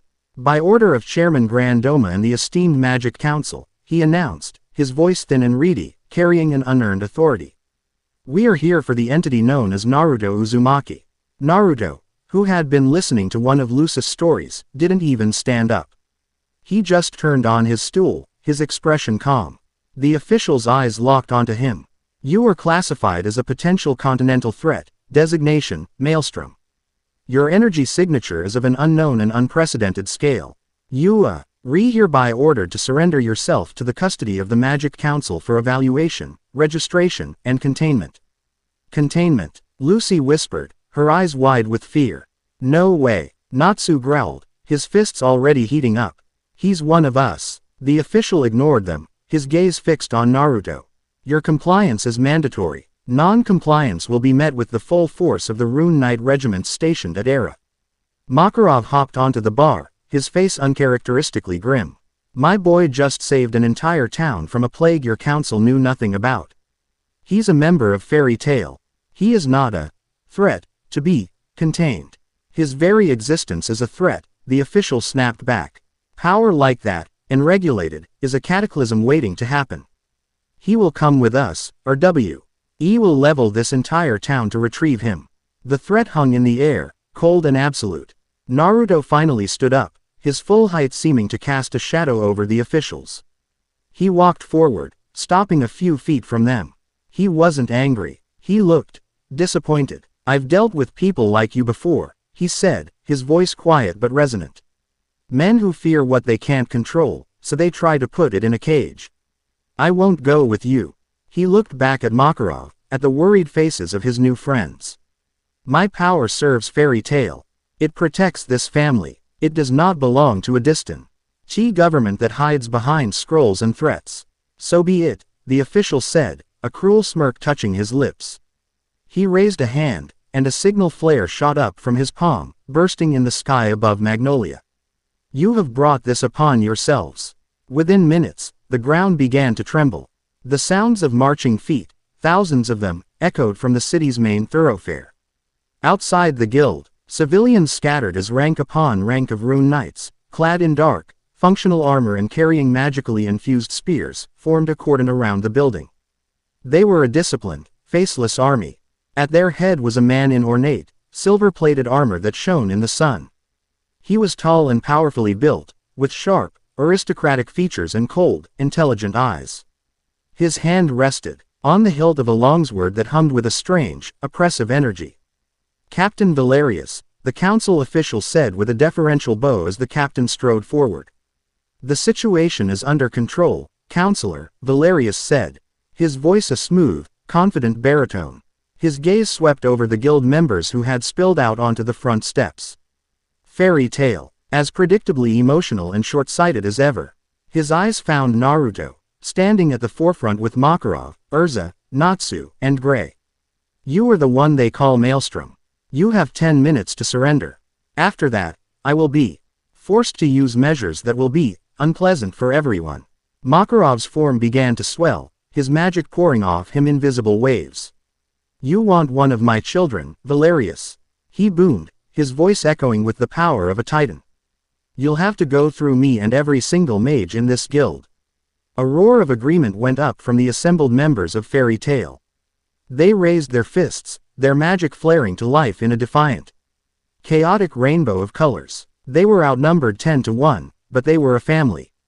And you didn't mess with a member of their family. So predictable, Valerius sighed, drawing his sword. The blade didn't gleam. It seemed to absorb the light, and the very air around it felt strangely dead and empty. Your sentimentality will be your undoing. First squad, prepare a suppression volley. Target their casters. The front rank of rune knights raised their spears, the tips glowing with a menacing purple light. The standoff was about to become a bloodbath. Juvia, get back inside. The words, sharp and commanding, came from Gray. He had moved to stand in front of her, his body already radiating a chill as he prepared his ice-make magic. This is going to be an S-class level fight. It's too dangerous. Juvia froze, her heart clenching. He was trying to protect her. She knew that, but the words still felt like a dismissal. Too dangerous for you. He didn't see her as an equal. He saw her as someone who needed to be shielded, a fragile thing to be kept safe. The hurt was a familiar, cold sting. Her gaze drifted from Gray's tense back to Naruto. Naruto wasn't looking at her. His eyes were fixed on the enemy lines. But he spoke, his voice low and clear, meant only for those nearest him. This isn't about power levels. This is about holding the line. He turned his head just enough to meet her gaze, his blue eyes filled not with doubt, but with an unshakable, absolute trust. Juvia, he said, the name a firm command, not a plea. Protect our home. Our home. The words resonated deep in her soul. It wasn't a dismissal. It was a promotion. A sacred duty. He wasn't telling her to hide. He was telling her she was the shield. In that single moment, a profound shift occurred within her. Her love for Gray was a storm, chaotic and all-consuming. But Naruto's trust, that was an anchor. As Captain Valerius raised his hand to give the signal, a single drop of rain fell, splattering on the dusty ground. Then another, and another. Within seconds, a torrential downpour slammed the city, drenching everyone and everything. The rain wasn't sad or gloomy. It was heavy, determined, angry. Suppression volley. Fire. Valerius commanded. 100 bolts of purple energy shot through the rain-soaked air, aimed at the heart of the fairy tale mages. Juvia stepped forward, past Gray, her eyes blazing with a power he had never seen before. You will not harm Juvia's family. She slammed her hands together. The rainwater on the ground, the very moisture in the air, answered her call. It surged upwards, not in a wave, but in a solid, crystalline wall. It formed a massive, churning dome of pressurized water that encapsulated the entire guild hall, a fortress of pure liquid. The energy bolts slammed into the dome. There was a deafening hiss as magic met water, steam exploding outwards in thick clouds. But the dome held. Not a single bolt penetrated. The sheer scale of the defense was breathtaking. The entire Rune Knight army stopped in its tracks, staring in disbelief at the colossal, swirling barrier. Inside the dome, the fairy tale mates were equally stunned. Whoa! Juvia did that. Macau breathed. Incredible, Urza said, her eyes wide with respect. Gray stared at Juvia's back, at the raw, overwhelming power she was commanding, and was speechless. He had always seen her magic as an inconvenience, a sign of her clingy emotions. He had never, ever imagined it could be a shield for them all. Juvia gritted her teeth, the effort of holding back an army's worth of magic immense. The dome began to tremble. They're focusing their fire, she gasped. Juvia doesn't know how long. A warm, steady hand placed itself on her shoulder. She looked back to see Naruto standing beside her, his expression serene. You're not alone, he said. A wave of golden energy, warm and vibrant as the sun, flowed from his hand into her. It wasn't overwhelming. It was supportive, a deep, steadying current that merged with her own power. She felt her reserves, which had been draining rapidly, suddenly stabilize. The trembling in the water dome ceased. It became as solid and unyielding as steel. The golden hue of his chakra was visible within the swirling blue of her water, the two energies dancing together in a perfect, harmonious symbiosis. Amazing, Naruto murmured, looking at their combined handiwork. He looked at her, a proud smile on his face. See, you're a fortress, Juvia. Juvia's heart swelled. In that moment, standing beside him, their powers intertwined. She felt stronger and more sure of herself than she ever had in her life. Outside, Captain Valerius's confidence was beginning to crack. More power, he ordered. Focus fire on a single point. Break it. The Rune Knights complied, their spells concentrating into a single, massive beam of energy that hammered against the dome. The water boiled and hissed at the point of impact, but the barrier held firm. The golden blue energy within it swirling defiantly. This is pointless, Naruto said, his voice calm. We can't just wait them out. He squeezed Juvia's shoulder gently. Can you hold it for one more minute without me? Juvia looked at the determination in his eyes and nodded, her resolve hardening. Juvia will not let them pass. Good. Naruto looked to Cana and Lisanna, who were standing nearby. Cana, get ready to find their command structure. Lisanna, coordinate with Mirajan. Medical, just in case. They both nodded, their expressions grim and focused. This wasn't a brawl, it was a battle. Naruto turned to the wall of the dome. All right, he whispered to himself. Time to take out the trash. Without a word, he walked straight through the water wall. He emerged on the other side, dry and untouched, into the pouring rain. The sudden appearance of a lone figure startled the Rune Knights. Valerius sneered. Finally come to your senses. Or have you chosen to die alone? Naruto ignored him. He took one look at the army arrayed before him, and then he vanished. He didn't use a flashy teleportation technique. He just moved. One moment he was there, the next he was a golden blur. A whisper of movement too fast for the eye to properly track. There was a series of sharp, distinct cracks and thuds. A flash of gold, and a Rune Knight's spear was suddenly gone from his hands. Embedded in the ground 20 feet away. Another blur, and a squad of mages found themselves disarmed, their wands and staves snatched from their grasp before they could even cast a spell. He flowed through their ranks like water, a ghost in the rain. He never threw a lethal blow. A precise chop to the back of a neck. A jab to a pressure point in a shoulder. An elbow to a solar plexus. He was a surgeon, dismantling an army with breathtaking precision.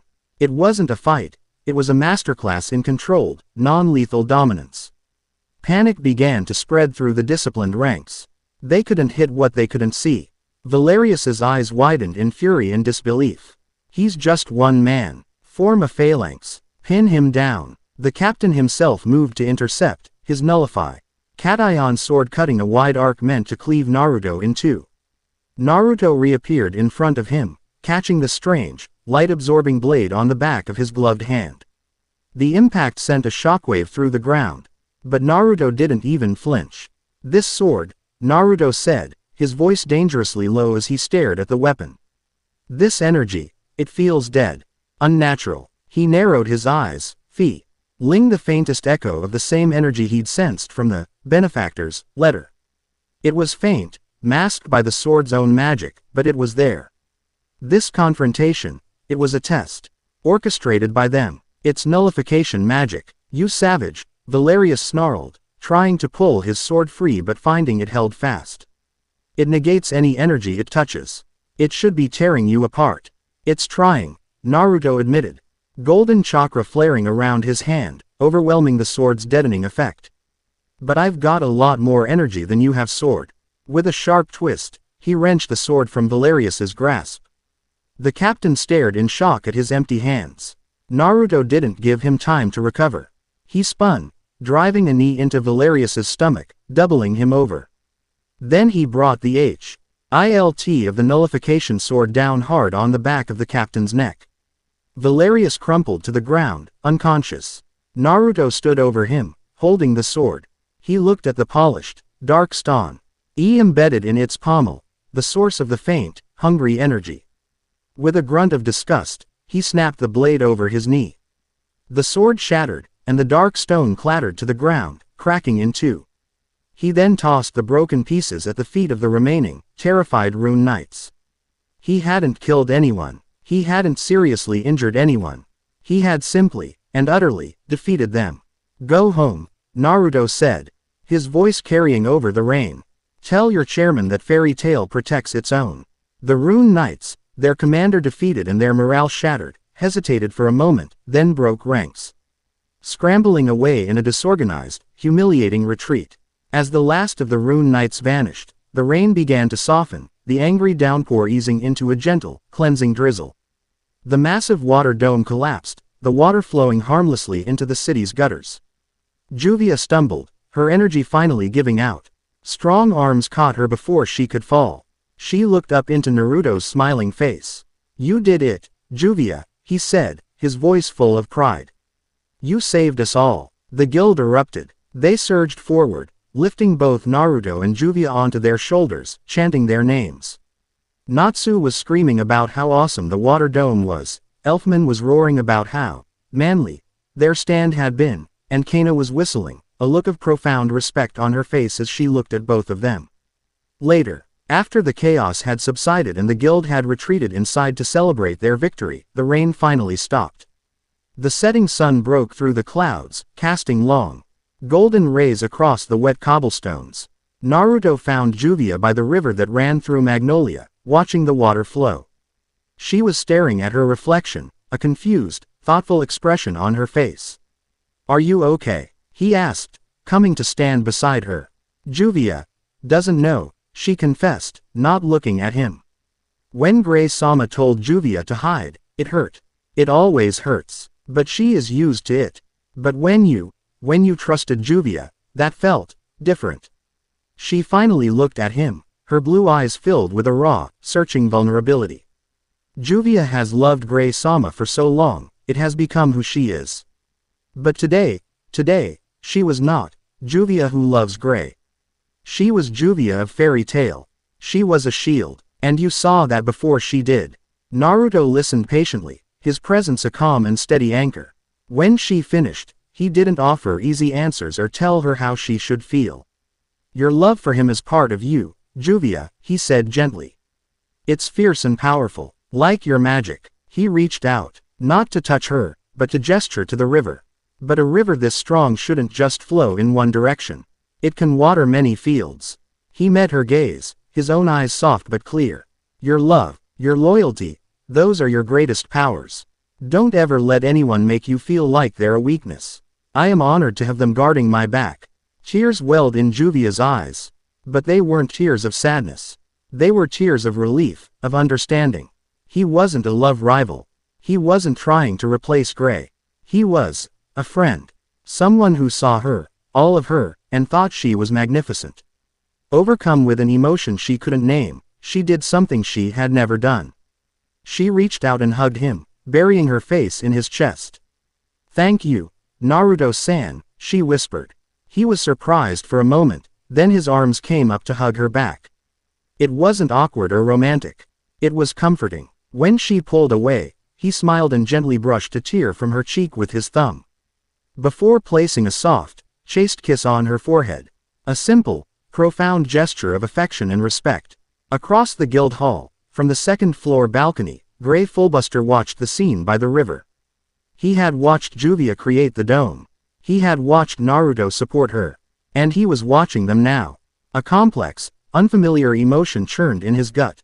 It wasn't just jealousy. It was a dawning, uncomfortable realization that while he had been pushing Juvia away, someone else had seen her true strength and taught her how to wield it.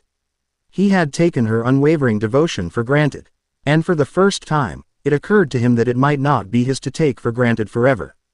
The council had been repelled, but the battle had drawn a line in the sand. Naruto was now an enemy of the state. The heralds' infiltration was deeper than they knew. And in the heart of the fairy tale guild, the bonds between a fallen hero and the three women who were anchoring him to this new world were solidifying into something unbreakable, shifting the very foundations of their lives.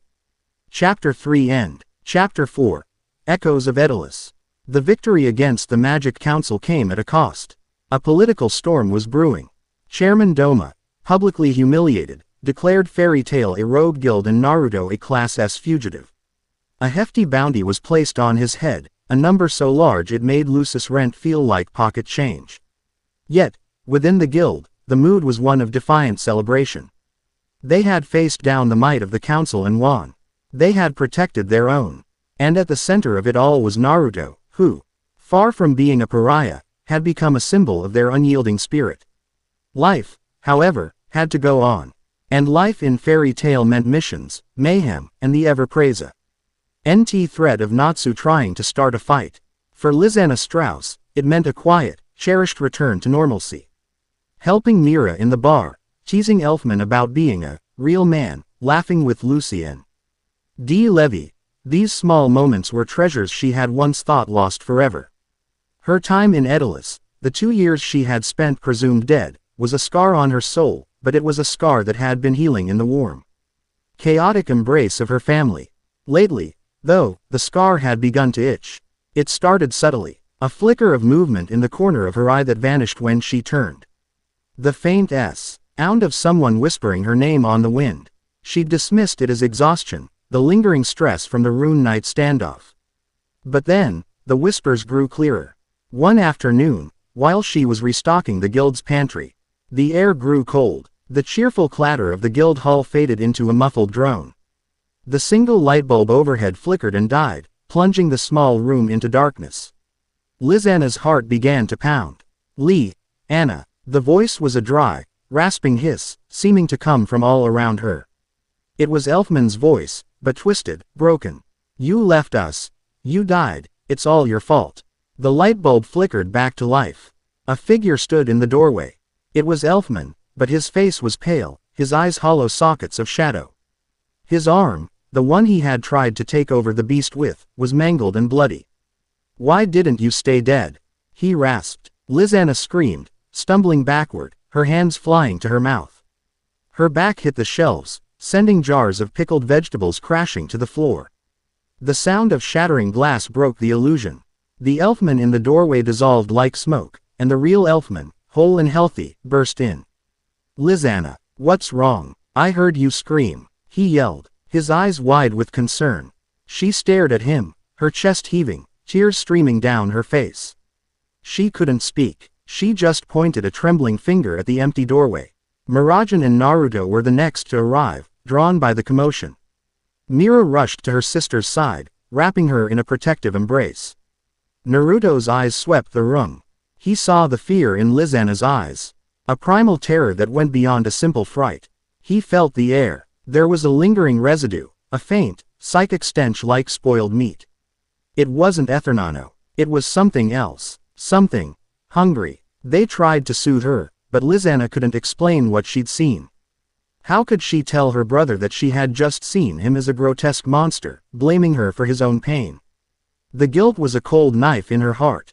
She passed it off as a panic attack, a bad memory bubbling to the surface. Mira and Elfman, knowing her trauma, accepted the explanation, their faces etched with worry. But Naruto knew better. He had sensed the residue. And he recognized the look in Lisanna's eyes. It was the look of a shinobi trapped in a powerful genjutsu, their own mind turned against them. This wasn't just a memory. She was being attacked. Over the next few days, it grew worse. The attacks became more frequent, more personal. She would be laughing with Lucy, and suddenly Lucy's face would twist into a sneer. Her voice dripping with venom. "You don't belong here anymore. The guild was better off when we were all grieving you." She saw Mirajan, not as her loving sister, but as the cold, terrifying she-devil of her youth, blaming Lisanna for making her weak. Each illusion was perfectly crafted to exploit her deepest insecurities, that her return had been a burden, that her place in the guild had been filled, that the love her family felt for her was just pity. She grew withdrawn, her bright smile becoming a fragile, brittle thing. She flinched at shadows. The easy joy he had found in her return was being systematically poisoned. She ate less, slept less, and the dark circles under her eyes were a testament to the waking nightmares that haunted her. The guild members noticed, of course. They tried to cheer her up, but their well-meaning gestures often became ammunition for her tormentor. A kind word from Mikao would be twisted into a backhanded comment. A friend. Lee wave from Wakaba would be perceived as a mocking gesture. She was being isolated, cut off from her own family by an enemy only she could see. Naruto watched her, his concern growing into a quiet, simmering anger. He saw how she flinched when people spoke to her, how her eyes darted around the room as if expecting an attack at any moment. This was a targeted, psychological assault, and it was as cruel as any physical blow. He didn't push her. He didn't demand answers. He knew that would only isolate her further. Instead, he made himself a constant, non-threatening presence in her life. When he saw her sitting alone, lost in a dark memory, he would quietly sit at a nearby table, not speaking, just being there. A silent sentinel. When she was working behind the bar and her hands started to tremble, he would order a simple glass of water, the mundane request a lifeline pulling her back to reality. One evening, he found her on the bank of the river, staring into the dark water. She was hugging her knees to her chest, shivering, though the night was mild. "It's not real, you know," he said softly, stopping a few feet behind her so as not to startle her. She flinched, her head whipping around. Seeing it was him, some of the tension left her shoulders. "What isn't?" she whispered, her voice hoarse. "Whatever you're seeing, whatever you're hearing," he said, sitting down next to her. "The things that are making you afraid of your own family." Lisanna's composure finally broke. A sob tore from her throat, and she buried her face in her hands. "You know, I've sensed it," he said. "An energy that feeds on emotion, on fear and despair. It's latched onto you. It's using your memories, your trauma from Daedalus, as a weapon against you." The confession came out in a torrent, a flow of whispered fears and recounted horrors. The vision of Elfman, the twisted words from Lucy and Mira. Her deepest, most secret fear laid bare, that she was a ghost who had overstayed her welcome, a painful reminder of a past everyone had moved on from. Naruto listened, his expression never changing from one of profound, unwavering empathy. He didn't interrupt. He didn't offer platitudes. He just let her pour out all the poison that had been accumulating in her heart. When she was finished, her sobs subsiding into shuddering breaths, he finally spoke. "When I was a kid," he began, his voice a low rumble, "everyone in my village hated me. They looked at me and saw a monster, a demon that had destroyed their homes and killed their families. They'd whisper when I walked past. They'd refuse to sell me food. The adults would pull their children away from me. Lisanna looked up, her tear-streaked face filled with shock. For years, I believed them, he continued, his gaze distant. I believed I was a monster. A mistake. I acted out, played pranks, caused trouble, anything to get them to see me instead of the demon. But it never worked. The loneliness, it was a physical thing. A cold weight in my chest, all the time. He looked at her, his blue eyes holding an ocean of old pain. So I know what it's like to feel like you don't belong. And I know what it's like to have the world tell you that you're a curse on the people you love.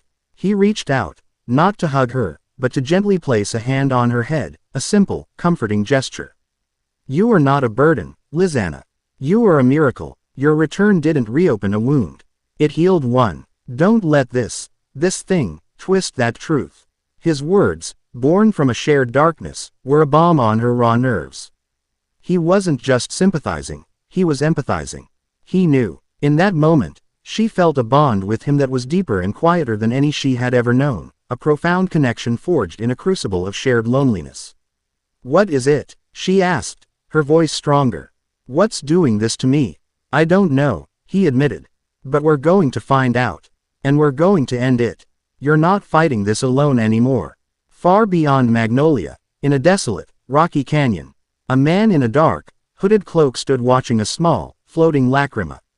The lacrima showed a hazy, distorted image of Lisanna, her face pale with terror. The Animus Eater has latched on, the man, Cassian, reported to the empty air. His voice was cold and clinical. Her emotional trauma from her death and dimensional displacement made her an ideal target. The creature is feeding well. It will drive her to despair within the cycle. A deeper voice, ancient and resonant, seemed to answer him not through sound, but as a pressure in his mind. And the maelstrom, how does he react? He is resistant, Cassian admitted, a flicker of annoyance in his tone. His own emotional fortitude is immense. He senses the eater, but its influence cannot gain purchase on him. Instead, he is acting as a shield for the girl. The image in the lacrima shifted, showing Naruto sitting beside Lisanna at the river, his presence a calm, golden anchor in her sea of fear. His connections make him strong. The voice of Encalagon noted. It was not angry, merely observational.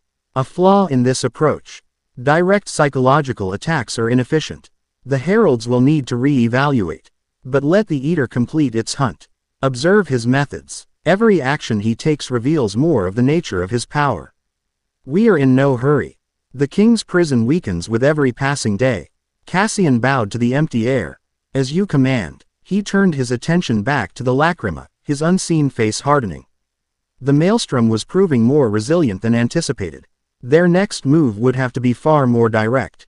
The final attack came the next day, in the guild's infirmary. Lisanna had been resting there, trying to regain her strength. Naruto had brought Cana and Juvia into his confidence. Explaining the nature of the threat, they had immediately volunteered to help stand guard. No creature is driving one of our own to despair on my watch, Cana had declared, her hand resting on her deck of cards. Juvia will drown its evil whispers. Juvia had added, her eyes flashing with protective fire. They were sitting in the infirmary, the atmosphere tense, when it happened. The light didn't flicker. The air didn't grow cold. Lisanna just gasped, her eyes going wide and unfocused. She was staring at the empty space beside her bed, her face a mask of pure horror. No, Elfman, Mira, please, no, she choked out. Tears streaming down her face. It's here, Naruto said, his voice grim. It's pulled her all the way in. It's going for the kill. To Cana and Juvia, Lisanna was just staring at nothing. But Naruto, with his sage abilities, could see it. A faint, shimmering distortion in the air next to her, a vaguely insectoid creature of shadow and malice, with long, thin teeth. Endrils plugged directly into Lisanna's temples. The Animus Eater. It was feasting on her despair, a gourmet meal of ultimate anguish. We have to get it off her, Cana said, reaching for a card. No, Naruto commanded. Its connection is to her mind. Ripping it off physically could shatter her psyche. I have to go in. Go in, Juvia asked, confused. Go in where? Into her mind, he said, moving to Lisanna's bedside. In my world, we had techniques for this. I can enter her consciousness, fight the illusion from the inside. But while I'm in there, I'll be unconscious. The creature will know I'm there. It will try to attack my physical body to stop me. He looked at them, his trust absolute. You two have to protect us. No matter what happens, do not let it touch me or Lisanna. Cana and Juvia exchanged a look of grim determination. He's in there for her, Cana said, her voice low. We're out here for them, Juvia replied, her body already beginning to shimmer as she transformed into water. Naruto placed 2 fingers on Lisanna's forehead. He closed his eyes, focusing his chakra, shaping it into a key to unlock the door of her consciousness. Kurama, you with me. Always, Kit, the fox's voice rumbled. Let's go show this parasite what a real monster looks like. The world dissolved. Naruto found himself standing in a twisted, nightmarish version of the fairy tale guild hall. The wood was rotten, the stones crumbling. The cheerful banners were tattered rags. And at the center of the room, Lisanna was on her knees, chains of shadow binding her to the floor. Standing over her were phantom versions of Mira and Elfman. But these were not the loving siblings she knew. This Mira was her demonic Satan soul form, her eyes glowing with red malice. This Elfman was the beast, a hulking, monstrous creature of rage and regret. You should have stayed in Edelus, the demon Mira hissed, her voice a razor blade. Your return only brought us pain. We had finally healed, the beast Elfman roared. And you came back, a ghost to haunt us. Each word was a physical blow, making Lisanna flinch, her spirit growing dimmer with every syllable. That's enough of that, a calm voice said. The phantoms and Lisanna turned. Naruto stood at the entrance, his arms crossed, his expression one of cold fury. In this mental landscape, he wasn't bound by a physical form. He appeared as he was in his most powerful state. 6 paths sage mode, with a flowing golden chakra cloak and truth-seeking orbs hovering behind him. You, the demon Mira shrieked, pointing a clawed finger at him. You don't belong here. This is her prison, not yours. Anywhere my friends are in pain is exactly where I belong, Naruto said, his voice echoing in the dream space. He looked at Lisanna, his golden eyes softening. Lisanna, this isn't real. Look at me. This is your heart, your mind. You are the master here. I can't, she sobbed, the chains of shadow tightening. They're right. It's all my fault. No, Naruto said, his voice firm. He didn't move to fight the phantoms. He walked towards her. They're not real. They are your fear, given a face by the parasite. You want to see the real Mira. The real Elfman. He focused, drawing on his own memories of them. 2 new figures appeared beside him. A smiling Mirajan, holding a tray of drinks. A beaming Elfman, flexing and shouting about being a man. They were warm, solid, and radiated love. We missed you every single day, the real Myris image said, her voice full of warmth. When you came back, it was the manliest day of my life. The real Elfman's image roared with joy. Lisanna stared, her tear-filled eyes wide. The phantoms shrieked in rage as the light from Naruto's constructs began to burn them. This is your mind, Lisanna, Naruto said, his voice rising. Imbued with power and belief. You decide who lives here. Your fear, or your love. Choose. Something shifted in Lisanna's eyes. A flicker of her old fire. She looked at the snarling phantoms. Then at the loving constructs. She looked at Naruto, a pillar of golden light and unwavering belief in her. She got to her feet, the chains of shadow starting to crack. You're right, she whispered. Then her voice grew stronger.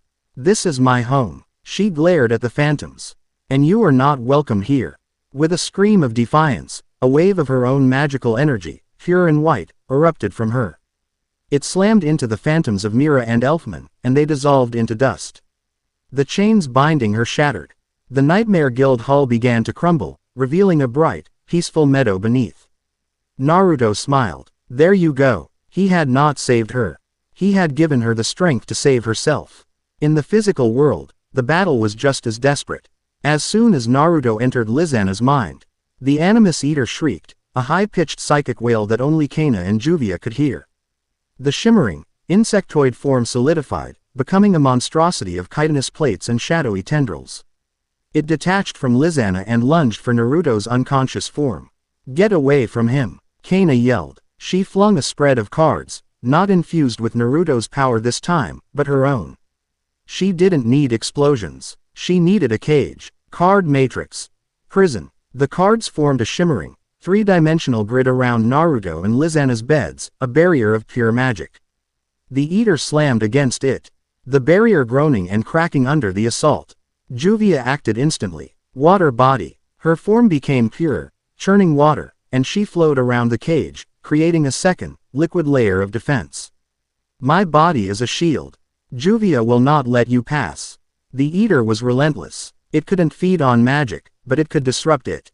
It slammed its shadowy claws against the double-layered defense, again and again. Cracks appeared in Cana's matrix. Juvia's water form sizzled and steamed where the creature touched it. It's too strong. Cana grunted, pouring more of her own magic into the barrier. I can't hold it for long. Then Juvia will have to drown it. Juvia yelled. She reshaped her sensory net, focusing it. It has no physical form to track. But Juvia feels its hatred. Its hunger. The eater found a weak point, shattering a section of Cana's matrix and lunging through. It was feet from Naruto's still form. No, Juvia screamed. Taking a massive risk, she domed the defensive dome and focused all her power inward. Water came. A whip of highly pressurized water, moving faster than a bullet, lashed out. It struck the ethereal creature, and for the first time, it reeled back. Shrieking in pain. It wasn't a physical blow, but the pure elemental force had disrupted its cohesion. Taking the opening, Cana played her ace. She drew a single, glowing card. Prayer Fountain. Heal. A gentle, cleansing light erupted from the card, washing over the area. It wasn't an attack, but a wave of positive emotional energy. To the Animus Eater, which fed on despair, it was like acid. The creature wailed, its shadowy form dissolving and destabilizing under the onslaught of hope. It was wounded, cornered, and enraged. It gathered itself for one final, desperate attack, aiming for the one who had started it all, Lisanna. Just as it lunged, Lisanna's eyes snapped open. They glowed with a faint, white light. At the same instant, in her mindscape, she and Naruto joined hands. Together, they both said, one in the mind, one in the flesh. A torrent of pure, white magical energy erupted from Lisanna's body, slamming into the Animus Eater at point-blank range. The creature of shadow and despair was utterly annihilated in the blast of pure, defiant life force. The room fell silent. The shimmering residue of the creature evaporated. Cana slumped against a bedpost, panting and drained. Juvia's water form collapsed back into her physical self, and she fell to her knees, exhausted. Naruto's eyes opened. He looked at Lisanna, who was breathing deeply but was conscious. Her eyes clear for the first time in days. He then looked at his two exhausted guardians. He slowly sat up and smiled, a tired but deeply grateful expression on his face. Told you I could count on you too. Lisanna, without a word, pushed herself up and wrapped him in a fierce, tearful hug, burying her face in his shoulder. Thank you, she sobbed, not with despair, but with overwhelming gratitude. Thank you, Naruto. He held her, patting her back gently. He looked over her shoulder at Cana and Juvia. The four of them were now bound by something more than just teamwork. They had GHT in the physical world and in the world of the mind. They had protected each other's bodies and souls. Later, as they sat together in the infirmary, a quiet, comfortable blanket of exhaustion settled over them. Cana had her feet up. Lisanna was sipping a hot chocolate Mira had brought her, and Juvia was resting her head against Naruto's shoulder, fast asleep. Naruto looked down at the sleeping water mage, then at Cana, who gave him a tired but genuine smile. He looked at Lisanna, who was watching him, her eyes full of an emotion so deep and clear it took his breath away. He had fallen from the sky, a hero without a home. A warrior without a war. But here, in this room, surrounded by these three incredible, strong, and compassionate women, he understood. He wasn't adrift anymore. He was anchored. A tear, one of pure, unadulterated happiness, traced a path down his whiskered cheek. He didn't bother to wipe it away. Kurama's voice was a soft rumble in his mind. They're a good anchor, Kit. Naruto smiled, a true, heartfelt smile that reached his eyes. He gently squeezed Lisanna's hand, which had found its way into his. I'm home, he whispered, so quietly only he could hear it. But he 3 women tethered to his heart heard it all the same. Chapter 4 End. Chapter 5. Trial by Fire, Forged as One. The defeat of the Animus Eater marked a turning point. The bond between Naruto, Cana, Juvia, and Lisanna was no longer a subject of guild gossip, it was an accepted, undeniable fact. There was no grand declaration, no awkward conversation. It simply was. They moved as a unit, ate as a unit, and often ended up in the same corner of the guild hall, a small island of calm, fierce loyalty in the middle of the usual pandemonium. The rest of the guild, in their own uniquely fairy tale way, simply accepted it. If 4 of their strongest, most stubborn members found happiness together, who were they to argue? Natsu just saw it as a 4-person challenge he'd get to eventually. The political situation, however, remained a festering wound. The council's bounty on Naruto's head made leaving Magnolia risky. For weeks, he was a giant in a gilded cage, his power contained not by walls, but by his unwillingness to endanger his friends. The announcement of the annual S-Class Mage promotion trial was a welcome distraction.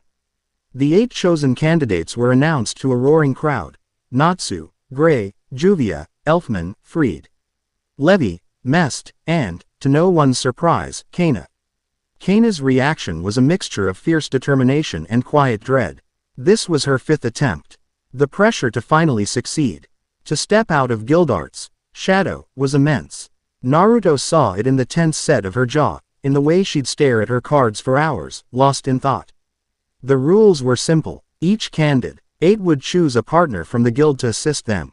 The trial would take place on Fairy Tail's sacred ground, Tenro Island. That night, Cana found Naruto on the roof, his usual spot for watching the unfamiliar stars. She didn't bring a barrel of booze or a deck of cards. She just stood beside him, the silence stretching comfortably between them. "I have to win this time, Naruto," she said finally. Her voice devoid of its usual bravado. It was raw, vulnerable. "If I fail again, I'm leaving the guild." Naruto turned to her, his expression serious. "Why?" "Because I can't keep living in his shadow," she confessed, the words tasting like ash. "I need to prove, to myself more than anyone, that I'm more than just Gildart's daughter. If I can't even make S-Class, then what am I?" Naruto was silent for a moment. "Running away won't make the shadow smaller, Cana. It'll just give it more room to grow." He looked her in the eye.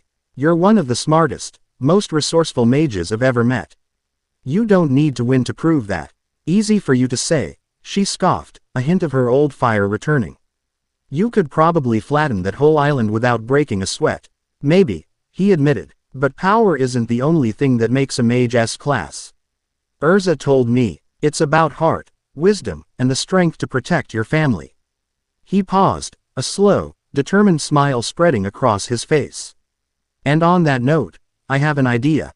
The next day, when the candidates were to announce their partners, a buzz of anticipation filled the guild. Natsu chose Happy, of course. Gray chose Loke, a surprising but powerful choice. Juvia, in a move that shocked everyone except a select few, chose Lisanna, a testament to their newfound bond. When it was Cana's turn, she stepped forward, her expression unreadable. "I'm choosing a partner who Master Makarov will have to approve as a special exception," she announced, her voice ringing with confidence. Makarov raised an eyebrow from his perch on the bar. "An exception? This is highly irregular, Cana. The rules state we can choose any guild member who is not a candidate themselves," Cana retorted, a lawyer-like precision in her voice. Quote, "My choice is a full member of this guild." She turned, her eyes finding his across the room. "I choose Naruto Uzumaki." The guild exploded. Half the members were cheering at the sheer audacity, the OT. Her half were yelling about how unfair it was. "That's cheating," Natsu screamed, pointing an accusatory finger. "He's like a million S-Classes in one." "He's not an S-Class mage of Fairy Tail," Cana shot back, her smirk firmly in place. "Technically, he's just a regular member. A very, very strong regular member." All eyes turned to Makarov, who was stroking his mustache, a thoughtful, calculating look in his eyes. The council wanted Naruto. Let them come. Tenro Island was Fairy Tail's domain, a place where their power was absolute and the council's authority was meaningless. Having Naruto there wasn't just bending the rules. It was a strategic masterstroke.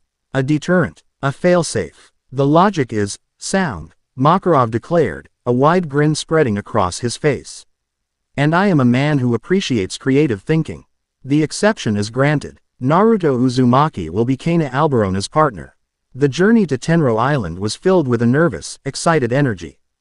Naruto, standing on the deck of the boat with Cana, Juvia, and Lisanna, felt a sense of peace. The open ocean, the salt spray on his face, it was a freedom he hadn't felt since arriving in Fury. The four of them had a quiet moment on the eve of the trials. Sitting together on the ship's stern. Are you nervous? Lisanna asked Juvia, who was staring at the dark water. Juvia is ready, the water mage replied, a calm confidence in her voice that was still new. Lisanna-san is Juvia's partner. We will show them the strength of our bond. Naruto looked at Cana, who was uncharacteristically quiet. You'll do great, he said. Just remember what we talked about. Strategy, not just power. And if all else fails, he held up a fist, a golden aura flaring around it for a second. We have a pretty good backup plan. Cana laughed, the tension in her shoulders easing. You're a ridiculous, overpowered cheat code, you know that. I'm your ridiculous, overpowered cheat code, he corrected with a wink. The trials began as soon as they landed. 8 paths, each with a different challenge. Some paths led to battles with S-class mages like Urza and Mirajan. Others were quiet. Cana, using a quick divination, chose a path that seemed to lead to a fight. Better to get the hard part over with, she reasoned. Her foresight was correct. Their path led them to a clearing where Fried and Bixlo waited for them. A 2-on-2 battle. Just try not to destroy the whole island, Naruto, Fried said, already drawing runes in the air. No promises, Naruto grinned. Cana, you call the shots. Cana's mind was sharp. Fried's runes are the main threat. They'll try to separate us. Bixlo's dolls are a distraction. I'll handle the dolls. You break Fried's enchantment before he can complete it. Go. The battle was a blur. Bixlo's babies shot forward, firing laser beams. Cana intercepted them, not with explosions, but with a series of precisely thrown cards that trapped the dolls in miniature pocket dimensions.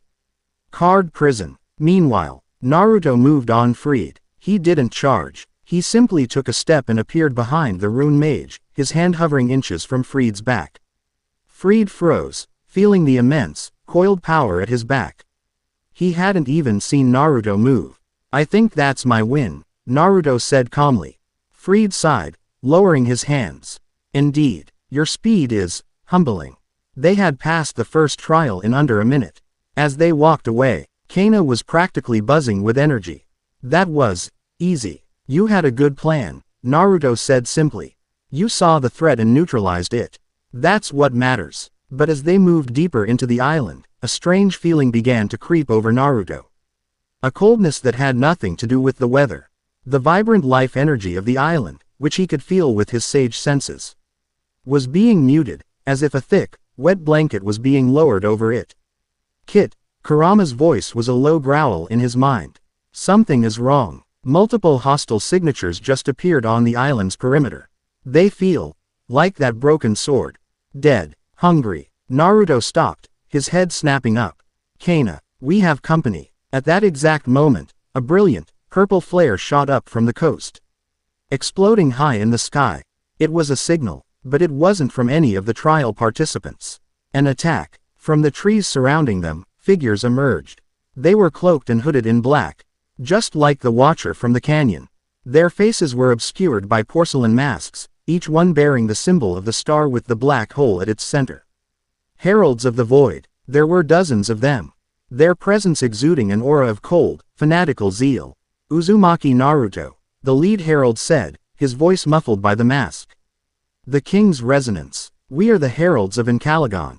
Your journey ends here. The island's unique properties will serve as a perfect amplifier to speed the king's awakening. You should be honored to be the key. I'm honored you think I'm that important, Naruto shot back, stepping in front of Cana. But I'm going to have to decline. Suddenly, the ground shook.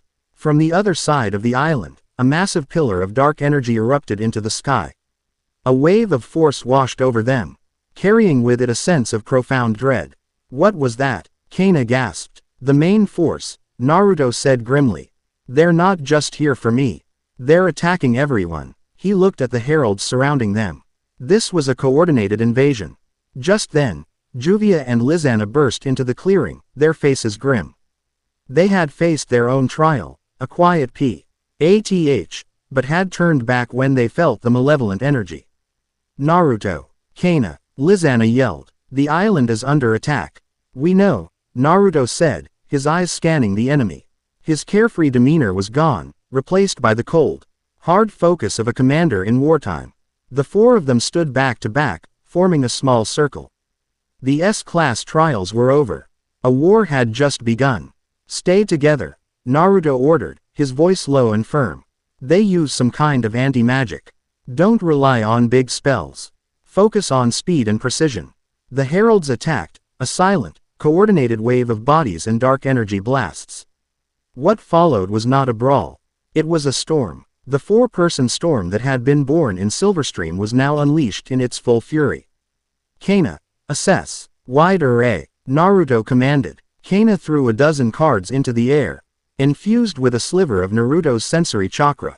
1,000-mile eyes. The cards became her eyes and ears, giving her a complete, three-dimensional view of the battlefield. 12 hostiles. 3 casters in the back rank, 9 close combat specialists moving in a pincer formation. Juvia, flood the west flank. Create a barrier. On it, Juvia yelled. Water wall. A massive wall of seawater, drawn directly from the ocean, rose from the ground, blocking the advance of one of the pincer groups. The heralds, anti-magic blasts fizzled against the sheer volume of the natural element. Lisanna, with me. We break the center. Lisanna didn't hesitate. Animal soul. 9 tails. She yelled, her form shifting into the sleek, white-furred creature of speed and power. She became a white blur. A perfect mirror to Naruto's golden one. They moved in perfect sync, a devastating duo of speed and strength. Naruto would disable a herald with a precise strike, and Lisanna would follow up with a disarming claw swipe or a powerful tail whip that sent them crashing into a tree. Their teamwork was flawless, their communication clipped and efficient, honed by weeks of sparring and shared experience. They were an extension of each other's wills. As they tore through the grunts, a new figure emerged from the trees. It was Cassian, the herald leader, his porcelain mask seeming to absorb the light. He wasn't watching the battle. He was watching Naruto. Impressive, Cassian said, his voice calm and detached. Your ability to inspire and coordinate is remarkable. But you are still just one man, fighting for a world that is already sick. He raised a hand, and the air around him warped. A blade of pure void, a slice of utter blackness, shot towards Cana. Naruto's head snapped around. He was too far away to intercept it. Kurama, a colossal claw of golden chakra erupted from Naruto's body, smashing the void blade into nothingness just inches from Cana's face. The sheer force of its appearance flattened the trees for 50 yards behind her. Everyone froze, staring at the massive, spectral appendage. You fight for sentiment, Cassian said, unfazed. For a broken system. Magic is a cancer upon this world. Zirf, acknowledge it. They are but symptoms of the disease. We serve the cure. The king will drink the poison of this world and restore the natural balance. You call destroying everything, balance. Naruto snarled, stepping forward, his entire body now cloaked in the bubbling, intense chakra of the 9 tails. Sacrifice is necessary for rebirth, Cassian replied, drawing his own weapon, a staff made of a dark, petrified wood, topped with the same hungry stone from Valerius's sword. And your sacrifice is the most necessary of all. He lunged, his movements preternaturally fast. He and Naruto met in the center of the clearing, their clash creating a shockwave that tore the ground apart. Cassian's staff, radiating anti-magic, was met by Naruto's fists, coated in dense, life-filled sage chakra. It was a battle of fundamental forces, void versus life. While Naruto engaged the leader, Cana, Juvia, and Lisanna finished off the remaining heralds with brutal efficiency. Then, they turned their attention to the main fight. Cassian was good, incredibly good. He used his anti-magic not just as a weapon, but as a shield, deconstructing Naruto's chakra constructs before they could fully form. Naruto was forced back on pure taijutsu and sage energy, his fighting style a whirlwind of kicks, punches, and acrobatic evasions. "He's negating your chakra," Cana yelled, her mind racing for a strategy. "Then I'll just have to hit him with something so big he can't negate it all." Naruto roared back. He disengaged, leaping back 100 feet. He held out his hand, and a Rasengan formed, but he didn't stop there. Two massive chakra arms erupted from his back, adding wind nature transformation, shaping the attack into a shrieking, four-pointed shuriken of doom. Then he did something else. He poured the raw, untamed power of Kurama directly into it. The Rasenshuriken swelled, turning from blue to a malevolent, fiery orange-red, crackling with black lightning. It was a tailed beast bomb Rasenshuriken. The sheer density of the power radiating from it made the air tremble. Cassian's calm demeanor finally broke. He saw the attack and knew, with absolute certainty, that he could not block it. He could not negate it. He could only flee. Naruto threw it. The attack screamed across the clearing, not just cutting the air but annihilating it. Cassian managed to create a portal of void energy and leap through it just as the attack hit. The explosion was not a boom. It was a deafening roar of silence as a perfect sphere of energy expanded, vaporizing trees, rocks, and the very ground itself, leaving behind a massive, glassy crater. The immediate threat was gone. But the island was still in chaos. They could hear the sounds of battle from all over. The roars of Natsu and the clash of Urza's steel. "We have to help the others," Lisanna said, her eyes wide at the crater Naruto had just created. "Right," Naruto said, the nine tails chakra receding, but his eyes still blazing with golden sage energy. He looked at the three women standing with him, bruised but resolute. "Let's go." As they were about to move, he felt another, more familiar presence. Hidden in the trees, watching the whole exchange. It was ancient, powerful, and drowning in sorrow and contradiction. Zirf. Naruto didn't call him out. There was no time, but he knew. The Black Wizard himself was on this island, a spectator to the opening act of a war that centered around him. Naruto's gaze hardened. This was more complicated than he could have ever imagined. He turned to his team. "We're not going to just help. We're going to end this." He closed his eyes, took a deep breath, and let his power truly, fully, erupt. Golden energy exploded from him, but this time, it took shape. It formed a head, a torso, limbs, and 9 flowing tails. A colossal avatar of the 9-tailed fox, made of pure, golden energy, so large its head towered above the canopy of the ancient forest. The Kurama Chakra avatar, in all its terrible glory, had manifested in fury for the first time. Its roar shook the heavens, a declaration of absolute power that silenced every battle on the island. Friend and foe alike stopped and stared up in pure, unadulterated awe at the golden titan that now stood sentinel over their sacred ground. From within the avatar's head, Naruto looked down at his family below, who were staring up at him with wide, shocked eyes. He gave them a mental smile, a projection of warmth and reassurance. "Stay safe. I'll handle this." He then turned the Avatar's gaze towards the main source of the battle, where Aknowledge had just made his devastating entrance, drawn by the confluence of powerful mages. The S-class trial had become a battle against a dark guild. That battle had become a war against a doomsday cult. And now, that war was about to become a clash of gods and dragons. And at the center of it all stood Naruto and his new family, an Unbreaka. BLE unit forged in the heart of the storm. Chapter 5 End. Chapter 6. The Seraph and the Sundered King. The roar of the Golden Titan had been a proclamation. To the battered members of Fairy Tail, it was a beacon of hope. To the heralds of the void, it was a terrifying confirmation of Naruto's power. To Aknowledge, the black dragon of the apocalypse who had just arrived on the island, it was a challenge. And to Zirf, watching from the shadows, it was the most fascinating variable he had encountered in 400 years of cursed existence. The ensuing clash was the stuff of legends whispered in hushed, awestruck tones for years to come. The Kurama Avatar, a being of pure, sentient energy, met Aknowledge's destructive breath attacks with colossal-tailed beast bombs. Their battle tore Tenro Island apart. It wasn't a fight of magic versus dragon slaying. It was a battle of two primordial forces, one born of hatred and destruction, the other of will and life.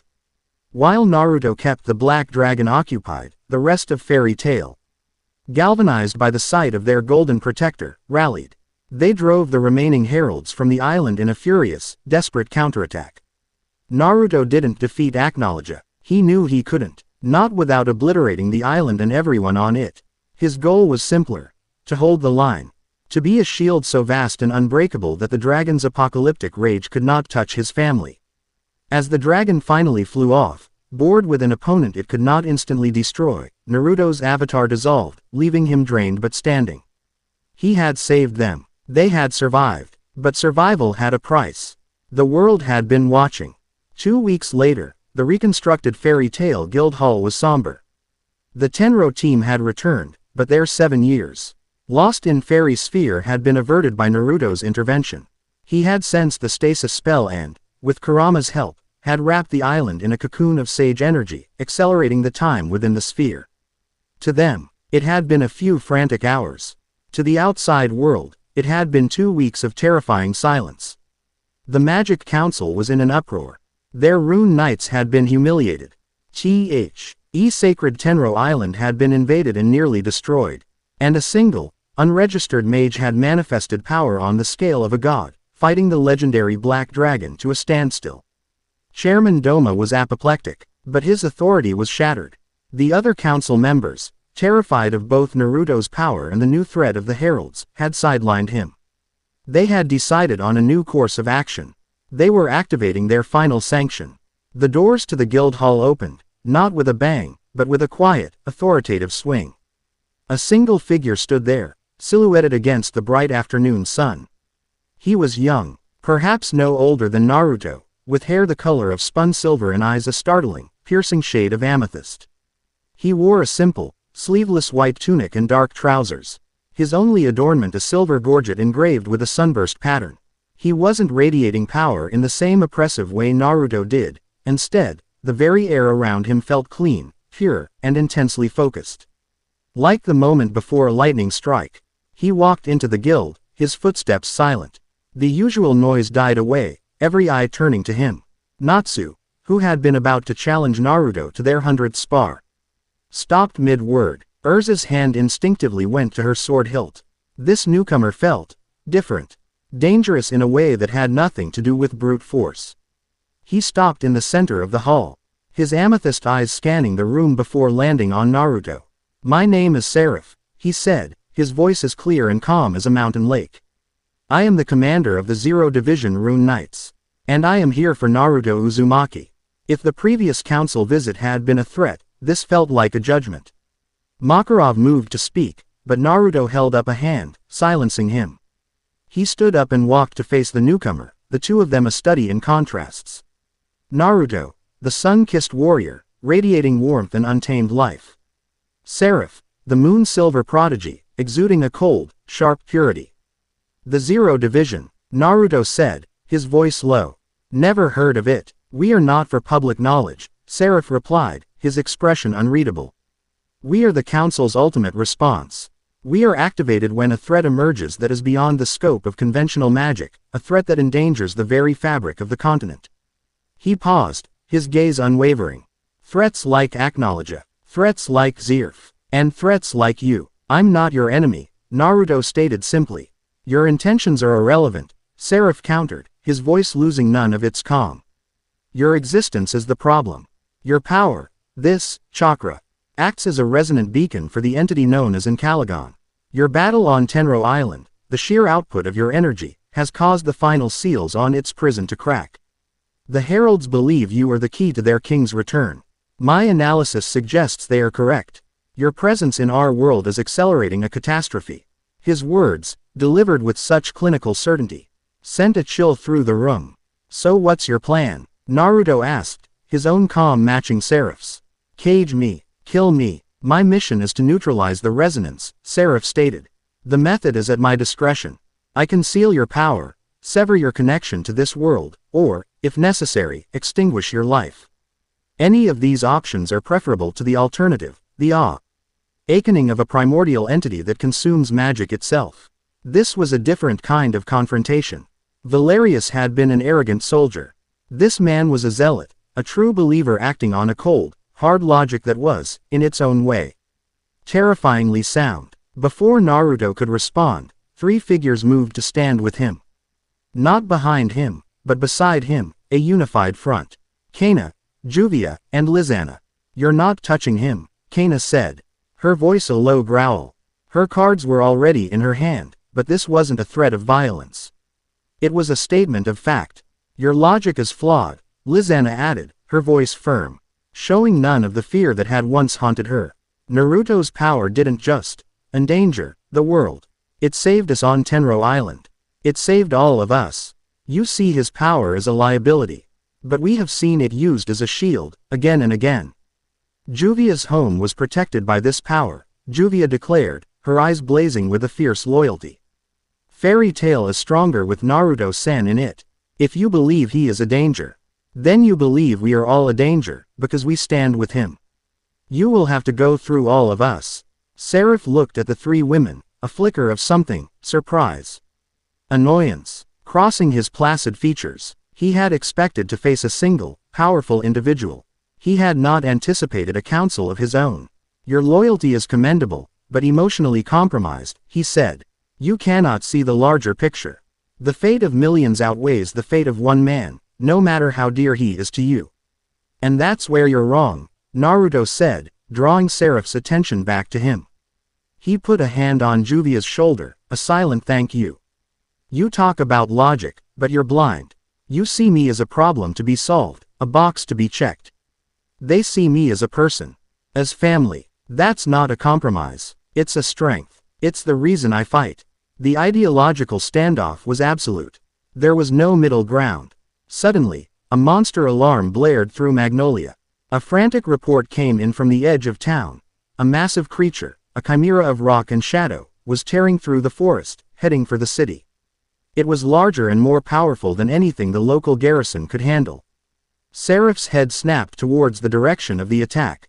A threat. "My mission takes precedence." He turned to go. "No," Naruto said. "Our home comes first." He was already moving toward the door. "We can continue this debate after I've saved your city for you." Seraph gritted his teeth, his composure finally cracking. "This is not your responsibility. Everything in this city is my responsibility," Naruto shot back. "Let's go." They arrived at the edge of the forest to a scene of devastation. The chimera, a 20-foot-tall horror with the body of a golem and shadowy, grasping tentacles, was shrugging off the Rune Knight's attacks like they were pebbles. "This creature's magic resistance is immense," a panicked knight reported to Seraph. "Stand down," Seraph commanded. Stepping forward, he raised his hands, palms facing each other.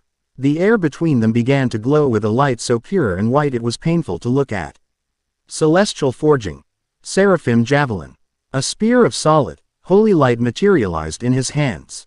It hummed with a power that felt like the antithesis of the shadow creature. With a fluid, graceful motion, he hurled it. The javelin tore through the air and pierced the chimera's stone hide, pinning it to the ground. The holy light spread through the creature's body, and with a final, agonized roar, the chimera dissolved into dust. The display of power was instantaneous, precise, and utterly overwhelming. The Rune Knight stared in awe. Seraph, however, was not looking at his handiwork. He was looking at Naruto. The demonstration had been for him. A statement. "This is my power. I am your equal." Naruto simply nodded, an appreciative but unimpressed look on his face. "Nice shot. Very efficient." Before Seraph could respond, a new threat emerged.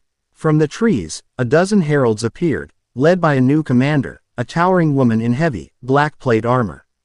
But they weren't attacking. They were retreating, and they were carrying something. A large, struggling sack. Naruto's sage senses flared. He could feel the life force inside the sack.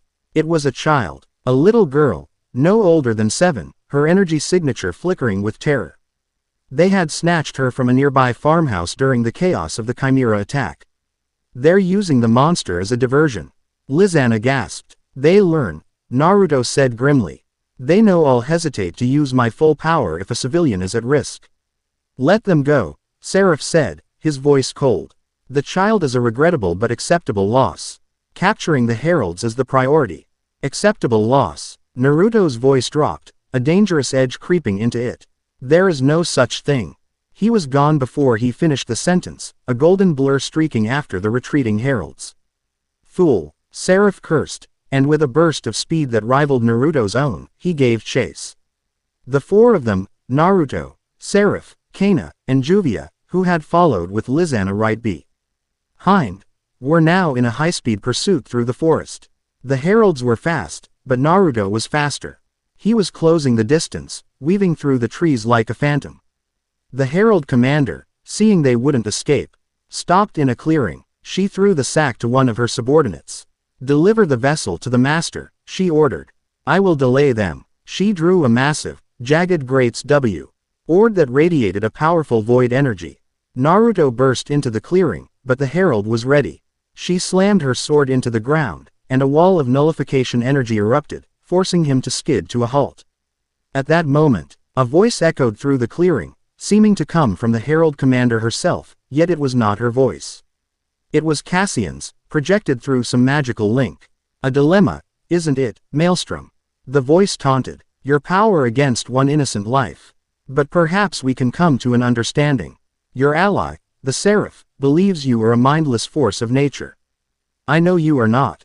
I know you are a thinking man. So I will give you something to think about."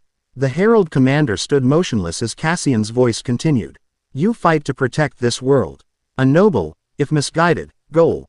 But what if I told you that the greatest threat to this world isn't my king? What if I told you it is Zirf Dragneel?" Naruto's eyes narrowed. "You know the name," Cassian's voice continued, laced with satisfaction. "You felt his presence on Tenro Island. He is cursed with the contradiction of Anksaram. The more he values life, the more he kills.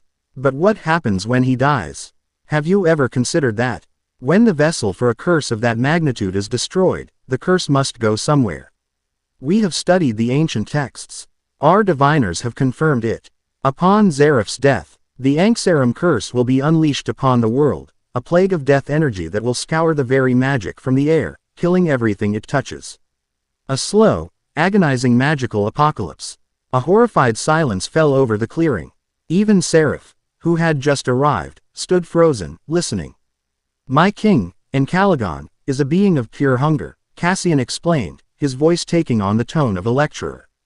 "He consumes magic. He is the only entity in existence capable of consuming the Anksaram curse itself, of drinking the poison before it can spread. We are not destroyers, Naruto Uzumaki. We are surgeons. We are trying to cut out a tumor to save the patient. Awakening our king is the only way to prevent a far worse fate. Your interference, your misguided heroism, is condemning this world to an agonizing death." The revelation was a bombshell. It reframed everything. The heralds weren't just mindless fanatics. They were desperate saviors, employing monstrous means to prevent a seemingly inevitable end.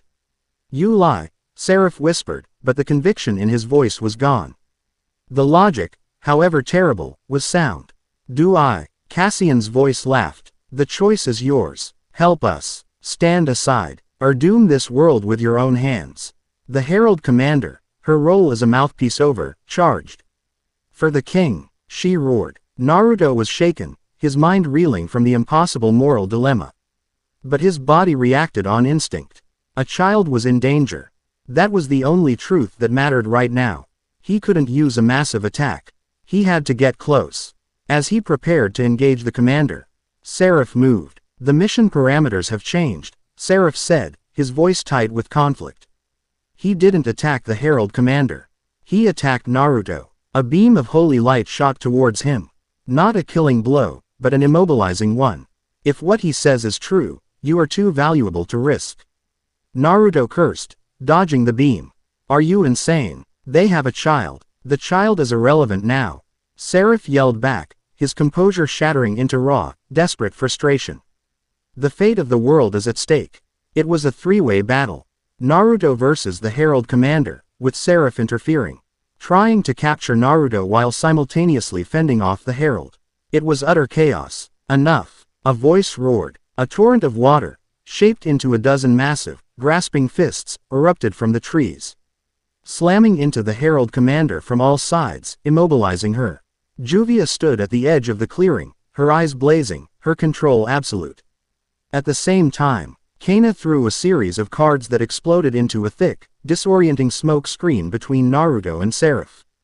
"Will you two idiots stop fighting each other and focus on the real enemy?" she screamed. In that moment of confusion, a flash of white and blue shot past them all. It was Lisanna in her fastest takeover form, a hybrid of a hawk and a cheetah. She wasn't fighting, she was running, a streak of pure speed, bypassing the conflict entirely and heading in the direction the other herald had gone. Naruto saw his chance. He used a substitution jutsu, replacing himself with a log as Seraph's binding spell hit, and burst from the smoke, hot on Lisanna's trail. "Cana, Juvia, hold them off. You got it," Cana yelled, preparing another volley of explosive cards. The unlikely truce was born of necessity. Seraph, seeing Naruto and Lisanna chasing after the child, and faced with the implacable Juvia and the furious Cana, made a split-second decision. He turned his attention to the Herald Commander. He and Juvia, a being of pure holy light and a woman made of relentless water, found themselves fighting side by side, their powers clashing and complementing in a spectacular, chaotic display as they worked to subdue the void-empowered warrior. Naruto and Lisanna caught up to the final herald at the edge of a deep gorge. The herald held the terrified little girl in front of him like a shield. "One more step, and she goes over," he threatened. Naruto stopped. He held up his hands. "Okay, calm down. Let the girl go. You can have me. The master wants the vessel," the herald sneered. "And he wants you broken." He prepared to throw the child into the gorge. He never got the chance. Naruto had been talking to him, but his eyes had been on Lisanna. They had exchanged a single, imperceptible nod. While Naruto held the herald's attention, Lisanna had circled around, silent as a whisper. She erupted from the trees behind the herald, not attacking him, but snatching the child from his grasp in a blur of motion. The herald whirled around in shock, realizing he'd been tricked. That 1 second of surprise was all Naruto needed. He crossed the distance in an instant, his fist cocked back. But he didn't hit him. He stopped, his fist a bare inch from the herald's masked face, the force of his controlled momentum creating a miniature sonic boom. The herald fainted from sheer terror. They returned to the clearing to find the commander subdued, bound in Juvia's water and Seraph's chains of light. The unholy truce had held. Seraph looked at Naruto, then at the rescued child now clinging to Lisanna's leg, and then at the defeated heralds. His face was a mask of confusion and conflict. His entire worldview, his absolute certainty, had been shattered. "Their claims," Seraph said, his voice barely a whisper. "If they are true, we'll figure it out," Naruto said, his own mind still reeling. "But we'll do it by saving everyone we can, not by sacrificing children." He looked Seraph in the eye. "I'm not your enemy, and right now, you need allies more than you need prisoners." Seraph was silent for a long moment. He looked at the four of them: Naruto, the powerhouse; Cana, the strategist; Juvia, the immovable shield; Lisanna, the compassionate heart. They were not just a team. They were a single entity, working with a synergy he had never witnessed. He deactivated his light chains. "I will investigate these claims myself," he declared. "The council will hear of this. I am granting you a temporary ceasefire." He turned to leave, then paused. "If their claims about Zerf are false, I will return to complete my mission. If they are true," he looked back at Naruto, a grim, almost fearful light in his amethyst eyes. "May the gods help us all." As Seraph vanished, Naruto finally let out a long, shaky breath. He turned to his partners. They had faced down the council's ultimate weapon in a horrifying moral dilemma, and they had come out the other side, together. Ca. Na walked up and punched him lightly on the arm. "You're a magnet for continent-ending trouble, you know that." Juvia hugged his other arm, her relief palpable. Juvia was not worried. Naruto-san always finds a way. Lisanna, after ensuring the little girl was safe with the other knights, simply came and stood beside him, her presence a silent statement of support. Naruto looked at them, then at the captured Herald Commander, and then at a map of fury that Cana was already studying. The enemy wasn't just a monster anymore. It was an idea, a terrible, logical, and possibly necessary idea. Our next battle wouldn't be fought on an island or in a forest. It would be a race to uncover the truth about Zirf, with the fate of the world hanging in the balance. Chapter 6 End. Chapter 7. Oaths of the Dawn. The aftermath of the confrontation with Seraph left a scar on the world's psyche. His report to the Magic Council, combined with the interrogation of the captured Herald Commander, had thrown the continent's leadership into chaos. Cassian's revelation about Zeraph's curse was a seed of terror that had taken root, creating a schism. One faction, led by a panicked and weakened Chairman Doma, demanded Naruto's immediate capture, believing him to be the source of all their problems. Another, more pragmatic faction, influenced by Seraph's testimony, argued for an uneasy alliance with Fairy Tail, seeing them as the only group with a proven record against the Heralds. While the politicians argued, Naruto and his guild prepared for war. The information from the captured Herald was terrifyingly specific. The Herald's main stronghold was located at a place called the Umbral Geyser, an ancient, unstable geological formation in the desolate northern wastes. It was a massive, semi-dormant geyser that didn't spew water, but raw, unrefined ether nano. The Heralds believed it was the weakest point in Encalagon's prison, a place where the veil between worlds was thin. Their plan was simple, and apocalyptic. They would perform a ritual to force the geyser to erupt, using the raw magical power to shatter the final seal and allow their king to manifest. The ritual was timed to coincide with a rare celestial alignment. Now only 3 days away. There was no time for debate. There was no waiting for the council's permission. Fairy Tail would act. The guild hall became a war room. Maps were spread across tables. Strategies were formulated, and teams were assigned. Makarov, Urza, and Naruto stood at the center of it all, a trinity of leadership. But this time, Naruto wasn't just a weapon. He was a commander. He moved with a quiet, decisive authority, his experience in the Fourth Great Ninja War proving invaluable. He organized scouting parties, supply lines, and strike teams with an efficiency that left even Urza impressed. But the weight of it all was immense. The fate of this new world, his new home, rested on his shoulders. Cassian's words echoed in his mind. You are condemning this world with your own hands. What if they were right? What if stopping the Heralds meant damning everyone to a slower, more agonizing fate? The night before the assault, the air was thick with tension and the smell of an impending storm. The guild was quiet, a rare and unsettling state. Everyone was with their own thoughts, their own fears. Naruto slipped away, seeking the familiar solitude of the guild's roof. He needed a moment to breathe, to center himself before the dawn. He wasn't alone for long. The sound of footsteps was soft, but he knew who they were before he even saw them. Cana, Juvia, and Lisanna joined him, flanking him, their presence a silent, comforting bulwark against the darkness. They didn't speak, just stood with him, watching the storm clouds gather on the horizon. You're thinking about what Cassian said, Cana stated, her voice soft. It wasn't a question. If I stopped them, and they were right about Zirf, I could be the villain of this story, Naruto admitted, the words heavy. I'd be trading one apocalypse for another. No, Lisanna said, her voice firm. She stepped in front of him, forcing him to meet her eyes. They're willing to sacrifice innocent people for their greater good. You're not. That's the difference. That is the difference. It's everything. Juvia trusts Naruto-san's heart, Juvia added, her hand finding his. Juvia's heart has been lost and confused before. But she knows a good heart when she feels it. Yours is the strongest Juvia has ever known. Naruto looked at them, at the unwavering belief in their eyes. They weren't just his lovers, his teammates.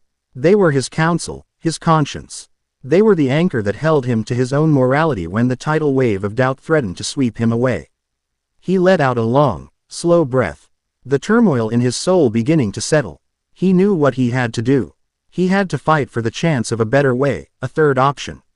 He had to fight for a future where no one had to be sacrificed. He looked at the 3 women who had become his entire world. Their faces, illuminated by the faint city lights, were the most beautiful things he had ever seen. He loved Cana's fiery defiance, Juvia's deep well of emotion, and Lisanna's quiet, unbreakable strength. He loved them differently, but wholly, and with an intensity that surprised even him. In my old world, he began. His voice rough with an emotion he could no longer contain. When a battle like this was coming, we'd make promises. Promises for a future we weren't sure we'd get to see. It was a way of fighting back against the darkness. A way of saying that we believed in a tomorrow. He took a deep breath, his heart pounding in his chest. I know this is unorthodox. Here, and where I'm from. But my life has never been orthodox. He met each of their gazes in turn. Cana, you challenge me, you ground me, and you see through all my crap. You make me sharper, and you make me laugh when I think I can't. Juvia, you showed me the power of absolute devotion, and your love healed a part of me I thought was gone forever. Lisanna, you saw the lonely kid behind the hero's mask from the very first day. Your empathy, it saved me. Tears were welling in their eyes, shimmering in the dim light. I love you, he said, the 3 words a sacred vow. All of you, and I want to make a promise. Not for a tomorrow we might not get, but for all the tomorrows we're going to fight for, together. He took all their hands in his. When this is over, let's be a real family. In every way, let's get married. It wasn't a grand, romantic proposal. It was a soldier's plea on the eve of battle. It was raw, desperate, and utterly, completely honest. Cana was the first to react, a tear tracing a path through the grime on her cheek as she let out a choked, watery laugh. You idiot, you pick now to ask. She squeezed his hand. Of course, yes. Juvia was already sobbing, but her tears were of pure, unadulterated joy. Juvia would be the happiest woman in the world to be Naruto-san's family. Lisanna simply smiled, her own tears flowing freely. She leaned in and kissed him, a soft, tender promise. Yes, Naruto, always, yes. He pulled them all into a group hug, burying his face in their hair, the scent of booze, rain, and vanilla filling his senses. He held them tight, a living, breathing shield against the coming storm. The war wasn't over, but his own battle, the one against the loneliness that had defined his entire life, was won. The assault on the Umbral Geyser began at dawn. The full might of the fairy Tail Guild descended upon the Herald's fortress, a ramshackle construction of black iron and stone built around the massive, crackling geyser. The battle was immediate and ferocious. Urza, Laxus, Mirajan, Natsu, Grey, Gajiel, they were a storm of magic and fury, crashing against the disciplined ranks of the heralds.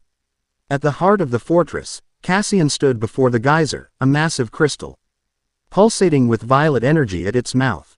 He was flanked by his elite guard, chanting, their energy pouring into the crystal, causing the ground to shake violently. They're too late, Cassian roared over the din. The ritual is almost complete. The king will rise. A golden flash, and Naruto's team was there, standing between Cassian and the rest of the guild. This is as far as you go, Cassian. Naruto yelled. Cassian just laughed. You cannot stop it. The seal is already broken.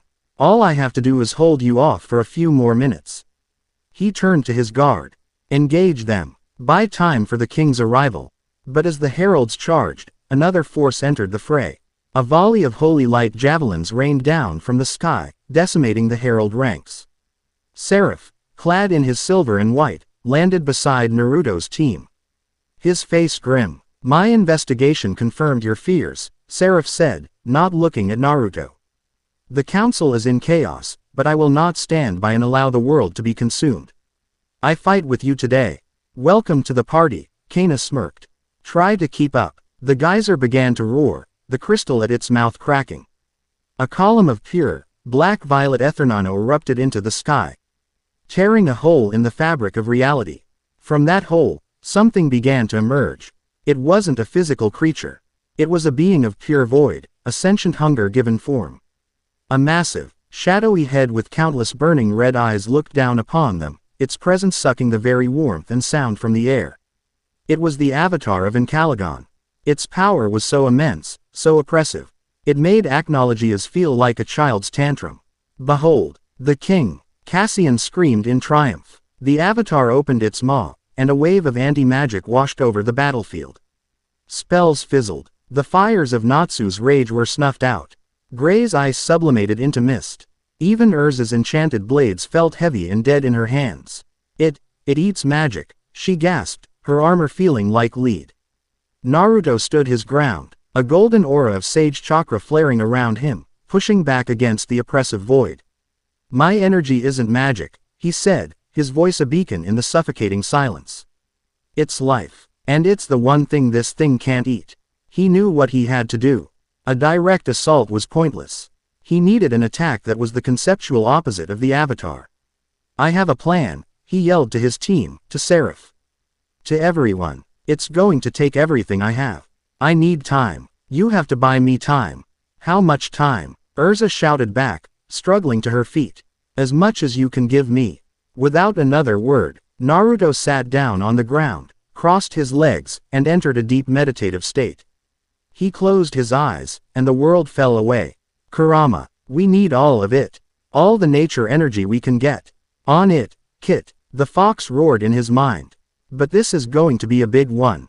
Don't mess it up." The defense of Naruto became the single most important battle of everyone's lives.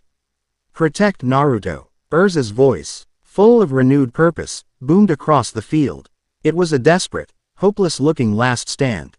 The Avatar, sensing the threat from the small, glowing golden figure, focused its attention. A torrent of void energy streamed towards Naruto. Juvia was the first to respond.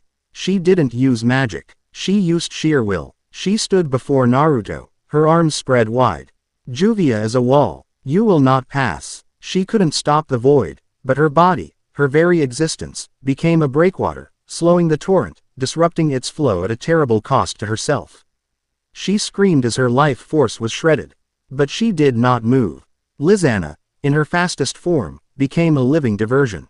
She couldn't hurt the Avatar, but she could annoy it. She zipped around its massive head, a streak of white and blue, drawing its attention, forcing it to split its focus. Seraph, his face a mask of grim determination, created a barrier of pure holy light, not to block the void, but to shield Juvia, to reinforce her. His light a counter-frequency to the Avatar's draining presence. And Cana became the commander. With Naruto out of commission, she took charge. Natsu, Gajeel, physical attacks only. Distract the tentacles. Urza, with me. We're going after Cassian. If he's still powering the ritual, we cut him off. Laxus, keep the sky clear. Fairy Tail, even without their magic, was still Fairy Tail. They were a family of brawlers and stubborn mules. They fought with their fists, with broken swords, with anything they could find, their bodies battered and their spirits burning bright. The seconds stretched into an eternity. Naruto, deep within himself, was performing the most complex feat of his life. Guided by Kurama, he was reaching out with his sage senses, not just to the island, but to the entire continent. He drew in a sliver of nature energy from every tree, every blade of grass, every mountain and river, from the life force of the very planet itself. A colossal, unimaginable amount of pure, natural energy flowed into him. His golden aura exploded, turning a brilliant, vibrant green. The truth-seeking orbs behind him glowed with the same verdant light. He stood up, his eyes glowing. The oppressive void of the Avatar was pushed back by a tidal wave of pure, unadulterated life. He raised his hand. The green energy converged, spinning, shrieking, foe. Rming a recentricon so vast it blotted out the sky. It wasn't made of chakra. It was made of the world's life force. A world sage recentricon. "Hey, you oversized shadow puppet." Naruto roared, his voice imbued with the power of a living planet. "Choke on this." He threw it. The world sage recentricon didn't fly. It simply moved, an unstoppable force of nature meeting an immovable object of void. There was no sound. There was no explosion of fire and light. There was only green. When the recentricon hit the Avatar, a wave of life energy, green and gold and beautiful, erupted outwards. Grass and flowers bloomed instantly on the barren, battle-scarred ground. The heralds screamed as the pure life force touched them, not burning them, but filling the void in their souls, the sheer sensation of life and agony to their nullified senses. The tear in reality was mended, stitched shut by the raw power of nature. The Avatar of Encalagon didn't scream. It didn't explode. It simply unraveled. Like a tapestry of shadow being undone thread by thread, it dissolved into nothingness, consumed and utterly neutralized by its conceptual opposite. The oppressive silence was replaced by the sound of the wind. The battle was over. In the aftermath, amidst the field of newly bloomed flowers, the exhausted but celebrating members of Fairy Tail gathered. Cassian had been captured, his fanatic zeal broken by the sight of his god being undone not by power, but by life. The world was safe, for now. Seraph approached Naruto, who was being supported by Cana and Lisanna, with Juvia clinging to his back, all of them bruised, battered, and beaming. "You have saved this world, Naruto Uzumaki," Seraph said, and for the first time, he bowed, a gesture of profound respect. "You have shown me there is another way. A better way. I will stand with you. My resources, the Zero Division, they are yours to command in this war." He had gone from antagonist to rival to their most powerful ally. Naruto just nodded, too tired to speak.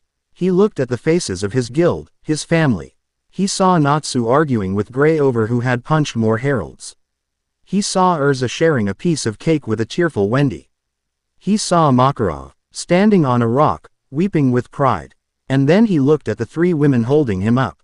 His anchors, his heart, his future. He had fallen into this world, a stranger lost and alone. Now, he was its protector. Surrounded by a love so fierce it had helped him stare down a god. He pulled them into a hug, a mess of tangled limbs, exhausted laughter, and happy tears. The promise they had made on the roof hung between them, no longer a desperate hope, but a blueprint for a new life. The war against Encalagon was far from over. The truth of Zeraph's curse was a shadow that still loomed. But as the sun began to rise, casting its golden rays over the field of flowers, Naruto Uzumaki knew he would not face it alone. He was home. He was loved, and for the first time since he had left his own world behind. His future was not an unknown path, but a destination he would walk toward, hand in hand, with his family. A new day was dawning, and their story was just beginning. Chapter 7 End.